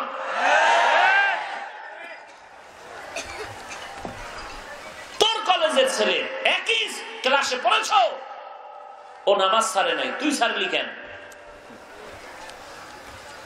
কয়দিন আর বাহাদুরি করবি? মেট্রিক পাস করবি এই গ্যারান্টি আছে? দেখো না তোর সামনে কত যুবক চলে যাইতেছে, কত তাজা তাজা যুবক চলে যাচ্ছে। কিসের বাহাদুরি করো? এরপর মানুষের একটু শখ থাকেই তো, শখ। আহা, সিনেমায় যাইতে পারলাম না, কি না জানি মধু হয়ে মাছ গেছো তো, এইবার ফের শখ একবার ছিল, গেছো, এবার তওবা কর। হ্যাঁ, পার্কে জানি কি মধু, ফাঁকে ফাঁকে দুই একটা চক্কর দিছো, এবার তওবা কর, যেন আর জানি না, আজকে থেকে ভালো হয়ে যাবে।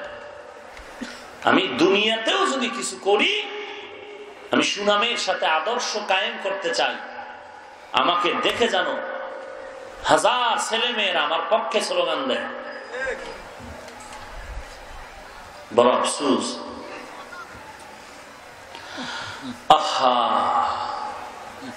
কত যুবক ছেলে বিপদে পড়লে অনেকে খুশি হয়, ক্লাসের বন্ধু বান্ধবীরা কি হয়, খুশি হয়, জোর একটা বিপদ গেছে। আবার কোন ছেলে বিপদে পড়লে সব কলেজ স্কুলের ছাত্র ছাত্রীরা মর্মাহত হয়, সবাই ব্যথিত হয়। তোর মতো আড্ডাবাজ নয়, ওর চরিত্র দিয়ে ভালো হয়েছে। আর ওর চরিত্র ভালো হওয়ার পেছনে শুধু ওর ব্যক্তিগত ত্যাগ না, ওর আব্বা আম্মা ভালো, এই জন্য ও ভালো।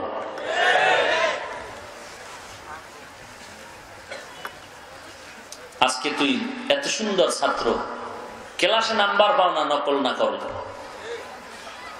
নকল ছাড়া তুই পাস করতে পারো না। তুই তো মূলত পাস করার ছাত্র না, তুই তো বিদ্যা চোর। তুই বিদ্যা চুরি করে যদি পরীক্ষা দাও, চেয়ারে বইয়ে করবি টাকা চুরি, তোর চোর এই অভ্যাস আর যাবে না। কারণ বিদ্যার মতো পবিত্র জিনিস যে চুরি করছো, করছো কি, জুতার তলে ঢুকাইছো তোর বিদ্যা, নকল করে পৃষ্ঠা জুতার তলে রেখেছ। তুই তো সৃষ্টির শ্রেষ্ঠ ইতর চোর, তোর দ্বারা এই জাতির কোনোদিন কল্যাণ হবে না। যারা নকল করে পরীক্ষা দিছো, তোরা চোর চোর চোর চোর, তোরা বিদ্যা চোর বিদ্যা চোর বিদ্যা চোর। বিদ্যার মতো পবিত্র জিনিস, যেই বিদ্যা দিয়ে তুই আজকে শিক্ষিত হয়েছো, যেই বিদ্যা শিক্ষার কারণে দস্তখত শিখেছো, যেই বিদ্যার কারণে তুই শিক্ষকের জুতা টেনে দাও, সেই বিদ্যা জুতার তলে যখন ঢুকাইছো পৃষ্ঠা ছিঁড়ে, তুই বিদ্যা চোর মানে সৃষ্টির শ্রেষ্ঠ চোর। তোর দ্বারা জাতির কোনোদিন কল্যাণ হবে না। এই সমাজে তোর দ্বারা মানুষ পাবে কষ্ট, তোর দ্বারাই হবে দুর্নীতি আর চাঁদাবাজি।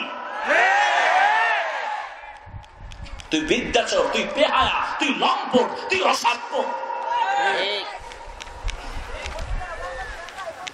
বিদ্যার মতো পবিত্র জিনিস পাইলে মানুষ চুমু খায়, তুই ঢুকাও জুতার তলে। তোর বাপ মায়ের পাইলে জিগাইতাম যে আসলে তোমার ছেলে খারাপ কেন, তোমরা দুজন কি খারাপ? বিদ্যার মতো জিনিস তো জুতায় ঢুকাইতে পারে না। বিদ্যাচরের গোষ্ঠী, তোর দ্বারা জাতির কোনোদিন কল্যাণ হবে না। তোর নিজের ধ্বংস অনিবার্য, লিখে রাখ। তোর মতো বেয়াদবেরা শিক্ষকের বিরুদ্ধে আন্দোলন করে, কোন সুশিক্ষিত সন্তান কোনদিন শিক্ষকের চোখের দিকে তাকায় কথা বলে না। তোর মতো বেয়াদবগুলো শিক্ষকের চোখের দিকে তাকায় কথা বলে। শুধু তাই না, শিক্ষকের বিরুদ্ধে আন্দোলন করে, এমনকি শিক্ষকের শরীরের উপর আঘাত করে। তোর মতো বেয়াদব। কারণ বিদ্যার সাথে যে বেয়াদবি করতে পারে, আর কার সাথে বেয়াদবি বাদ রাখবে? তোর মতো বেয়াদব গুলো গাঞ্জা খায়, ইয়াবা ট্যাবলেট খায়, লেখাপড়া বাদ দিয়ে।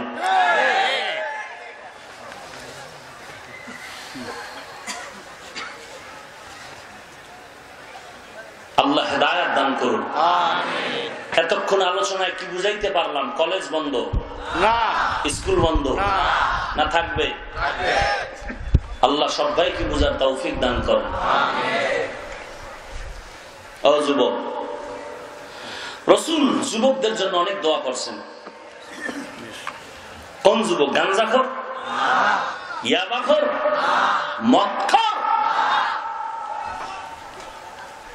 প্রশাসন, ওসি, ডিসি সাহেব, বিভিন্ন এমপি, বিভিন্ন চেয়ারম্যান সাহেবরা বারবার বক্তাদেরকে বলেন, হুজুর নেশার বিরুদ্ধে বয়ান করুন। আমরা বলি আগে মোবাইলের নেশা বন্ধ করুন, এটা বড় নেশা, এখান থেকে সব নেশার সাপ্লাই হয়, বুঝো না? ঢাকার ছেলে মোবাইলে তাস খেলে, জুয়া খেলে, কক্সবাজারের ছেলের সাথে মোবাইলে। জীবনে দেখি না, শুনছি, তোরা তো জানো, যারা খেলো জানো না? ঢাকার ছেলে মোবাইলে জুয়া খেলে কোথায়? কক্সবাজারের ছেলের সাথে। চরিত্র কোথায় চলে গেল? জীবন শেষ, যৌবন শেষ, চরিত্র শেষ, লেখাপড়াও শেষ। আল্লাহ সব ভাইকে হেদায়েত দান করুন। যারা আব্বা আম্মা হয়ে বসে আছেন এখানে, পর্দার আড়ালের মায়েরা, খুব খুশি হইয়েন না, কান ধরে টানলে মাথা এমনি চলে যাবে। সন্তান অন্যায় করলে বাপ মায় পুলিশে ধরেনি, কিয়ামতেও ধরবো। এই হাজী সাহেব, 1000 দানার তসবিলে মসজিদের সিবার মধ্যে কি টানাটানি, আজানের আধা ঘন্টা আগে মসজিদে হাজির। কি হাজী সাহেব, 1000 দানার তসবি? বলে আলহামদুলিল্লাহ। আজানের আধা ঘন্টা আগে কাম নাই, কি করুন? খানা খেয়েছেন? বলে টাইট খেয়েছে। কি দিয়ে খেয়েছেন? বলে কি দিয়ে না, চোখে যা দেখছি এত কি খাওয়া যায়? 13 রকম ভর্তা, 17 রকম সবজি, 14 রকম গরু, 15 রকম মাছ, গোস্তের গুষ্টি, মাছের গুষ্টি, 3 ভাগের 2 ভাগ ডাইনিং টেবিলে। এত করেন কি? বলে কিচ্ছু করি না, টোটো কোম্পানির হেডমাস্টার। এত রকম খানার আয়োজন? বলে ছেলে চাকরি করে আলহামদুলিল্লাহ। বেতন কত? কয় 20,000 এত রকম খানা? না, বামাতেও 30। এত কিছু খাইয়া হাজী সাহেব, ওই হারাম কামাই করা সন্তানের টাকার মাঝকে তুমি 1000 দানার তসবি টানতেছ, গলায় পাড়া দিয়ে হাসরের দিন হিসাব নিবে আমার আল্লাহ। মাস্তানি করো, কিয়ামতের ময়দানে প্রত্যেকটা সন্তান পিতামাতার বিরুদ্ধে মামলা দিবে আল্লাহর আদালতে। পালাবার কোন সুযোগ নাই। 13 বার হজ করছেন, নামাজ বাদ নাই, জিকির বাদ নাই, কিন্তু ছেলে মেয়ে যদি বিপদে পড়ে, প্রত্যেকটা মা আর বাবা আসামির কাঠগড়ায় দাঁড়িয়ে জবাব দিতে হবেই। জবাব না দিয়ে কদম বাড়ানোর সুযোগ নাই। ছেলে অন্যায় করলো কেন? এই মা বাবা জবাব দাও। তোমার ছেলে সুদ খাইলো কেন? জবাব দাও। তোমার ছেলে দাড়ি কাটলো কেন? জবাব দাও। তোমার ছেলে মেয়ে নামাজ পড়লো না কেন? জবাব দাও। প্রত্যেক মা বাবাকে জবাব দিতে হবে। এইবার সন্তানও আটকায় যাবে, মা বাবাও আটকায় যাবে। তবে সন্তান এখানে একটু ফ্যাসিলিটি পাবে কি? আল্লাহকে বলবে, আল্লাহ আব্বা আম্মার কারণেই সর্বনাশ হয়েছি। জীবনে ডক্টর ইউনূস সাহেবরে চিনতাম না, জানতাম না, বাপে চিনেছি। গ্রামীণ ব্যাংকের চিপা চাপা জীবনে জানতাম না, আমার আব্বা শিখেছি। আমার মা আমাকে গুনাহের পথে বাধা দেয়নি, আমি উল্টা পাল্টা লাইনে চলছি। আব্বাই জানে না, মায়ে জানতো। আমার হট কালেকশন আছে মুখ মাইয়ার লগে। মা আমাকে বাধা দেয়নি, এমনকি আব্বা দিয়েও বাধা দেওয়ায়নি। ও আল্লাহ, তাহলে আব্বা আম্মার কারণেই তো আমি বেশিটা খারাপ হয়েছে। বাকি আমারও দোষ আছে। আমাকে বিবেক দিয়েছ, আমি বিবেকটাকে সঠিক পথে খরচ করিনি। আল্লাহ কাছে তোরও ফিডা। সন্তান বলবে, আল্লাহ ঠিক আছে ফিডা দাও, তবে আল্লাহ আমার আবদার, রব্বানা আতিহিম যিফাইনি মিনাল আযাব ওয়ালআনহুম লা'নান কাবীরা। আমারে যা ফিডা দিবা তার ডবল দিবা আমার মা বাবাকে। আমাকে যে শাস্তি দিবা তার ডবল দিবা মা বাবাকে।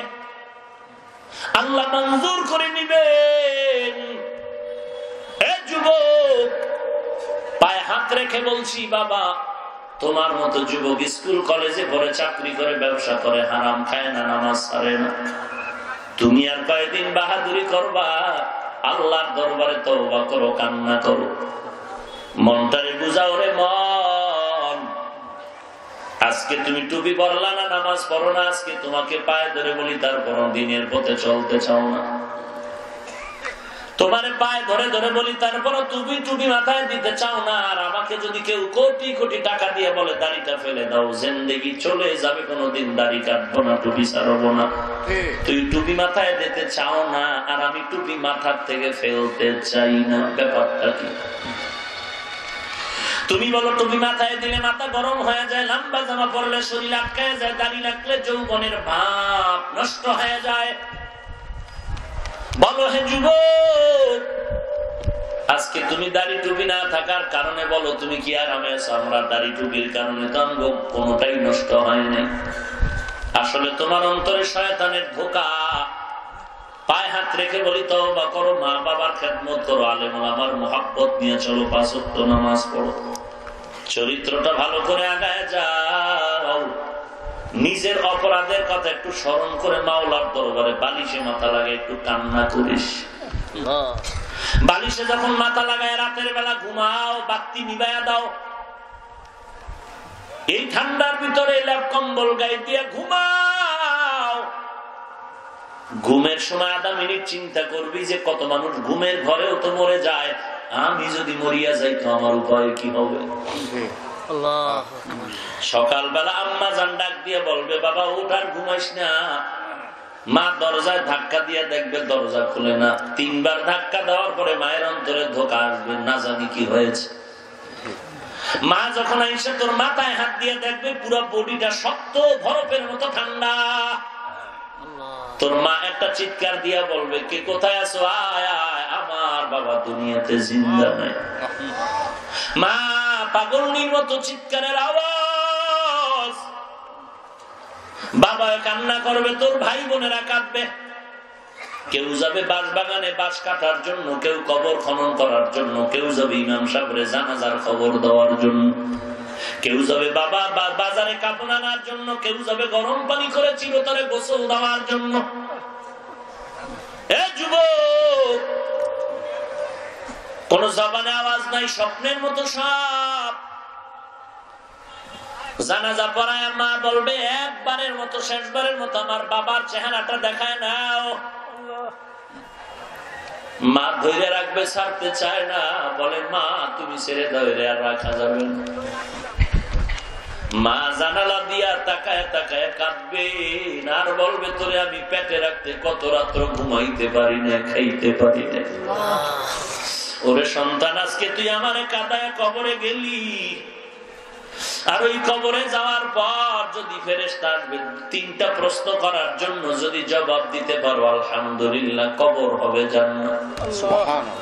আর যদি গুনাহগার হইয়া কবরে যাও, জবাব যদি দিতে না পারো, আমার আল্লাহর অর্ডার হয়ে যাবে, আরে ফেরেশতা কবরটা জাহান্নামের আগুনে ভরে দাও। ওদিকে কবরের 2 পাশের মাটির চাপ, পাঁজরের হাড় একদিকের হাড় আর একদিকের মধ্যে ঢুকে যাবে। একটা নয়, দুটো নয়, 70 থেকে 99টা সাপ কবরে ভরে যাবে। সাপ কামড়াবে আর কথা বলবে, আল্লাহর অর্ডার হয়েছে তোকে আঘাত করার জন্য, নিষেধ না করলে আর থামাথামি হবে না। এই কবরের আযাব নবী বলেন সব মাখলুকাতেরা দেখে, কিন্তু মানুষ আর জিনেরা দেখে না। এই কারণে দেখা যায় অনেক কবরস্থানে গরু ঘর, গরু চিৎকার করে রশি সিরিয়া পালায় যায়, কেউ মরে যায়। আলেম ওলামারা এসে বলে কি ব্যাপার? বলে কবরের আযাব গরু দেখছে, সহ্য করতে পারে না। মাঝে মাঝে দেখবেন কুকুরেরা কবরের দিয়ে তাকায় ঘেউ ঘেউ করে কান্না করে রাতের বেলা। ওরা কিন্তু কবরের আযাব দেখে, সহ্য করতে পারে না। এরে নবীর উম্মতের দল, রাহমাতুল লিল আলামিন জান্নাতুল বাকি কবরস্থানে ঘুরে ঘুরে দেখেন আর দোয়া করেন। হঠাৎ দেখে একটা যুবকের কবরের মধ্যে আগুন জ্বলতেছে। আমার নবী জানতে চাইলেন আল্লাহ কোন যুবক বাড়ি কই, তার মা কি অবস্থা, বলে কেন আযাব? আল্লাহ জানায় দিলেন ও পয়গম্বর, ও মায়ের অন্তরে কষ্ট দেওয়ার কারণে কবরে আযাব। নবী খুঁজে বের করলেন ওর মা কোথায়, বলে হ্যাঁ আছে। সাহাবী তাড়াতাড়ি খবর দাও, ওর মাকে মাফ করে দিতে বলো। মা খবর পেয়ে বলে না না, আমি সন্তানের মাফ করবো না। নবী বললেন আমার কাছে নিয়ে আসো। আনার পরে নবী বললেন ও মা, সন্তানের মাফ করে দাও, কবরের আযাব সন্তান সহ্য করতে পারে না। মা কয় না না নবী, আমার সন্তানের আমি আর ক্ষমা করব না। কেন, এত কি অন্যায় করেছে? মা কান্না করে বলে সন্তান একদিন আমার সাথে তর্কে জড়াইয়া এমন একটা ইট আমার মাথার মধ্যে মেরেছে, আমি রাস্তায় পড়ে গেলাম, রক্তক্ষরণ হচ্ছিল। আমার ওই দুঃখ আমি ভুলতে পারি না। নবী বলেন ও সাহাবায়ে কেরাম, যুবকের উঠাও, আমি নিজের মায়ের সামনে আগুনে জ্বালাবো। যখন আগুনের উপকরণ রেডি করা হলো, তখন আগুন দেখিয়া মা চিল্লায় কান্দে আর কয় নবী আমার সন্তানের জ্বালাইয়েন না। যত কষ্ট আমার অন্তরে থাকুক না কেন, সন্তানের কষ্ট আমি মা কখনো সহ্য করতে পারবো না। ও নবী আপনি সাক্ষী, আমি আমার সন্তানের মাফ করে দিল। আমার নবী দেখতেছেন এখন কবরে আযাব নাই, কবর জান্নাতের বাগান হয়ে গেল। এরে যুবক আল্লাহর গোলাম, একটু মনে বুঝা যে আমার মতো যুবক স্কুল কলেজে পড়িয়াও যদি নামাজ পড়ে আমি কেন পারবো না? আমার মতো যুবক ড্রাইভারি করে, কৃষি কাজ করে, নামাজ পড়ে, আমি কেন পারবো না? আমার মতো যুবক ব্যবসা করে, 1 টাকাও হারাম খায় না, আমি কেন পারবো না? আমার মতো যুবকরা আবার পুলিশ বিডিআর চাকরি করে, 1 ওয়াক্ত নামাজও বাদ দেয় না, আমি কেন পারবো না? এ আল্লাহর বান্দা, গুনার শাস্তি কি সহ্য করতে পারবি রে বাবা? একটু চিন্তা কর। কেউ যদি একটা বেতের বাড়ি আমার হাতে দেয়, আমি সহ্য করতে পারি না, ব্যথা করতে থাকে, ফুলতে থাকে। অথচ এই কবরের আযাব কেমনে সহ্য করবে রে যুবক ভাই? আল্লাহর আইন মতো, নবীর তরিকা মতো চললে তো লেখাপড়াও বন্ধ হবে না, খানা বন্ধ হবে না, ঘুম বন্ধ হবে না, ব্যবসা বন্ধ হবে না, চাকরিও নষ্ট হবে না। শুধু একটু জাহান্নামের ভয় অন্তরে ঢুকাও, আল্লাহর কাছে তৌফিক চাও। আল্লাহ মনে চায় নামাজ পড়তে, কিন্তু শয়তান ধোঁকা দেয়, তুমি তৌফিক দাও, না হয় পারবো না। আমি এই বিশাল ময়দানে তওবার নিয়ত করেছি, আর নামাজ ছাড়বো না, দাড়ি কাটবো না, বেপরদায় চলবো না, নবীর তরিকার বাইরে চলবো না, আলেম ওলামাদের বিরোধিতা করবো না, মা বাবার বিরুদ্ধে চলবো না, দেশের বিরুদ্ধে, জাতির বিরুদ্ধে কোন ষড়যন্ত্র করবো না। ও আল্লাহ তুমি আমাকে তৌফিক দাও, আমি গুনাহ থেকে বাঁচার জন্য তওবা করতেছি। ও আল্লাহ তুমি আমাকে গুনার কারণে মাহরুম করিও না রে আল্লাহ।